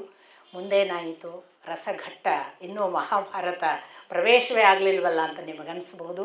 ನಮ್ಮ ತಾಳ್ಮೆ, ನಮ್ಮ ಸಂಯಮ, ಇಡೀ ಚರಿತ್ರೆಯನ್ನು, ಒಂದು ಧರ್ಮಶಾಸ್ತ್ರವನ್ನು, ಒಂದು ದೊಡ್ಡ ವೇದದಂತಹ ಗ್ರಂಥವನ್ನು ಪ್ರವೇಶ ಮಾಡುವಾಗ ಮಾನಸಿಕ ಸ್ಥಿತಿಯ ಸಂಯಮ ಎಷ್ಟಿರಬೇಕು, ಎಷ್ಟು ತಾಳ್ಮೆಯಿಂದ ಪ್ರವೇಶ ಮಾಡಬೇಕು, ಅವಸರ ಮಾಡಬಾರ್ದು ಅನ್ನುವುದಕ್ಕೆಲ್ಲ ಈ ಪೂರ್ವಪೀಠಿಕೆ.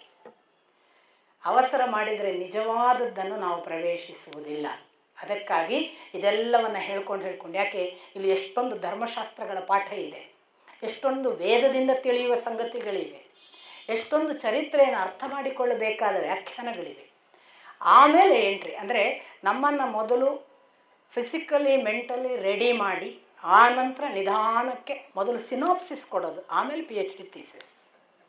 ಹಾಗಿದೆ ಮಹಾಭಾರತ. ಮೊನ್ನೆ ನಿನ್ನೆ ಪ್ರತಿಯೊಬ್ಬರು ಇನ್ನೂ ಶುರುವಾಗಲಿಲ್ವಲ್ಲ ಅನ್ನುವ ಭಾವದಲ್ಲಿದ್ದೀರಿ. ಹಾಗೇ ಶುರುವಾಗಬೇಕು. ನಮ್ಮ ವಂಶ ಕೂಡ ಹಾಗೇ ಎಷ್ಟೋ ಕಷ್ಟದಿಂದ ಆರಂಭ ಆಗಿದೆ. ನಮ್ಮ ಅಜ್ಜ ಆಗಲಿಕ್ಕೆ ನಮ್ಮ ಅಜ್ಜನ ಅಪ್ಪ ಎಷ್ಟೋ ಕಷ್ಟಪಟ್ಟಿದ್ದಾರೆ, ನಮ್ಮ ಅಜ್ಜನ ಅಪ್ಪ ಆಗಲಿಕ್ಕೆ ಅವರು ಎಷ್ಟೋ ಕಷ್ಟಪಟ್ಟಿದ್ದಾರೆ. ಪ್ರತಿಯೊಬ್ಬರ ಮನೆಯ ವಂಶದ ಚರಿತ್ರೆ ನೀವೇ ನಿಮ್ಮ ಮನೆಯಲ್ಲೇ ಕೂತು ದಾಖಲಿಸಿ ನೋಡಿ. ನಮಗೆ ಎಷ್ಟು ಪ್ರಾರಬ್ಧ, ಎಷ್ಟು ಕೆಟ್ಟದಿದೆ ಅಂದರೆ ನಮ್ಮ ಅಜ್ಜನ ಅಪ್ಪ ಅಮ್ಮನ ನಂತರದ ಹೆಸರು ಕೂಡ ಗೊತ್ತಿಲ್ಲ ನಮಗೆ. ಬಟ್ ಇವತ್ತು ನಾವು ಇಲ್ಲಿ ನಿಂತಿದ್ದರೆ ಆ ಪೂರ್ವಜರು ಕಾರಣ, ಅವರ ತಪಸ್ಸು ಕಾರಣ, ಅವರ ಪರಿಶ್ರಮ ಕಾರಣ, ಅವರು ಪಟ್ಟ ಕಷ್ಟ ಕಾರಣ. ದೊಡ್ಡ ದೊಡ್ಡ ಪೂರ್ವಜರೆಲ್ಲ, ನಾನು ಮತ್ತೆ ಹೇಳೋದು, ದೊಡ್ಡ ದೊಡ್ಡ ಪೂರ್ವಜರೆಲ್ಲ ತಮ್ಮ ದೇಹ ದಂಡಿಸಿ ಉಪವಾಸ ಇದ್ದು ಕಷ್ಟಪಟ್ಟು ಮನೆತನವನ್ನು ಕಟ್ಟಿದ್ದಾರೆ, ವಂಶ ಬೆಳೆಸಿದ್ದಾರೆ. ನಾವು ದೊಡ್ಡ ದೊಡ್ಡ ಮನೆ ಕಟ್ಟಿದ್ದೇವೆ, ಮನೆತನವನ್ನು ಹಾಳು ಮಾಡುತ್ತಿದ್ದೇವೆ. ನಮಗೆ ಮನೆತನದ ನೆನಪೇ ಇಲ್ಲ. ಮಹಾಭಾರತ ಮನೆತನವನ್ನು ನೆನಪಿಸ್ತಿದೆ. ಅಂಥ ಮನೆತನದ ಎಲ್ಲ ವಂಶದ ನನ್ನ ಹಿರಿಯರಿಗೆ, ನಿಮ್ಮ ವಂಶದ ಎಲ್ಲ ಹಿರಿಯರಿಗೆ ನಮಸ್ಕರಿಸಿ ನನ್ನ ಮಾತು ಮುಗಿಸ್ತೀನಿ. ನಮಸ್ಕಾರ.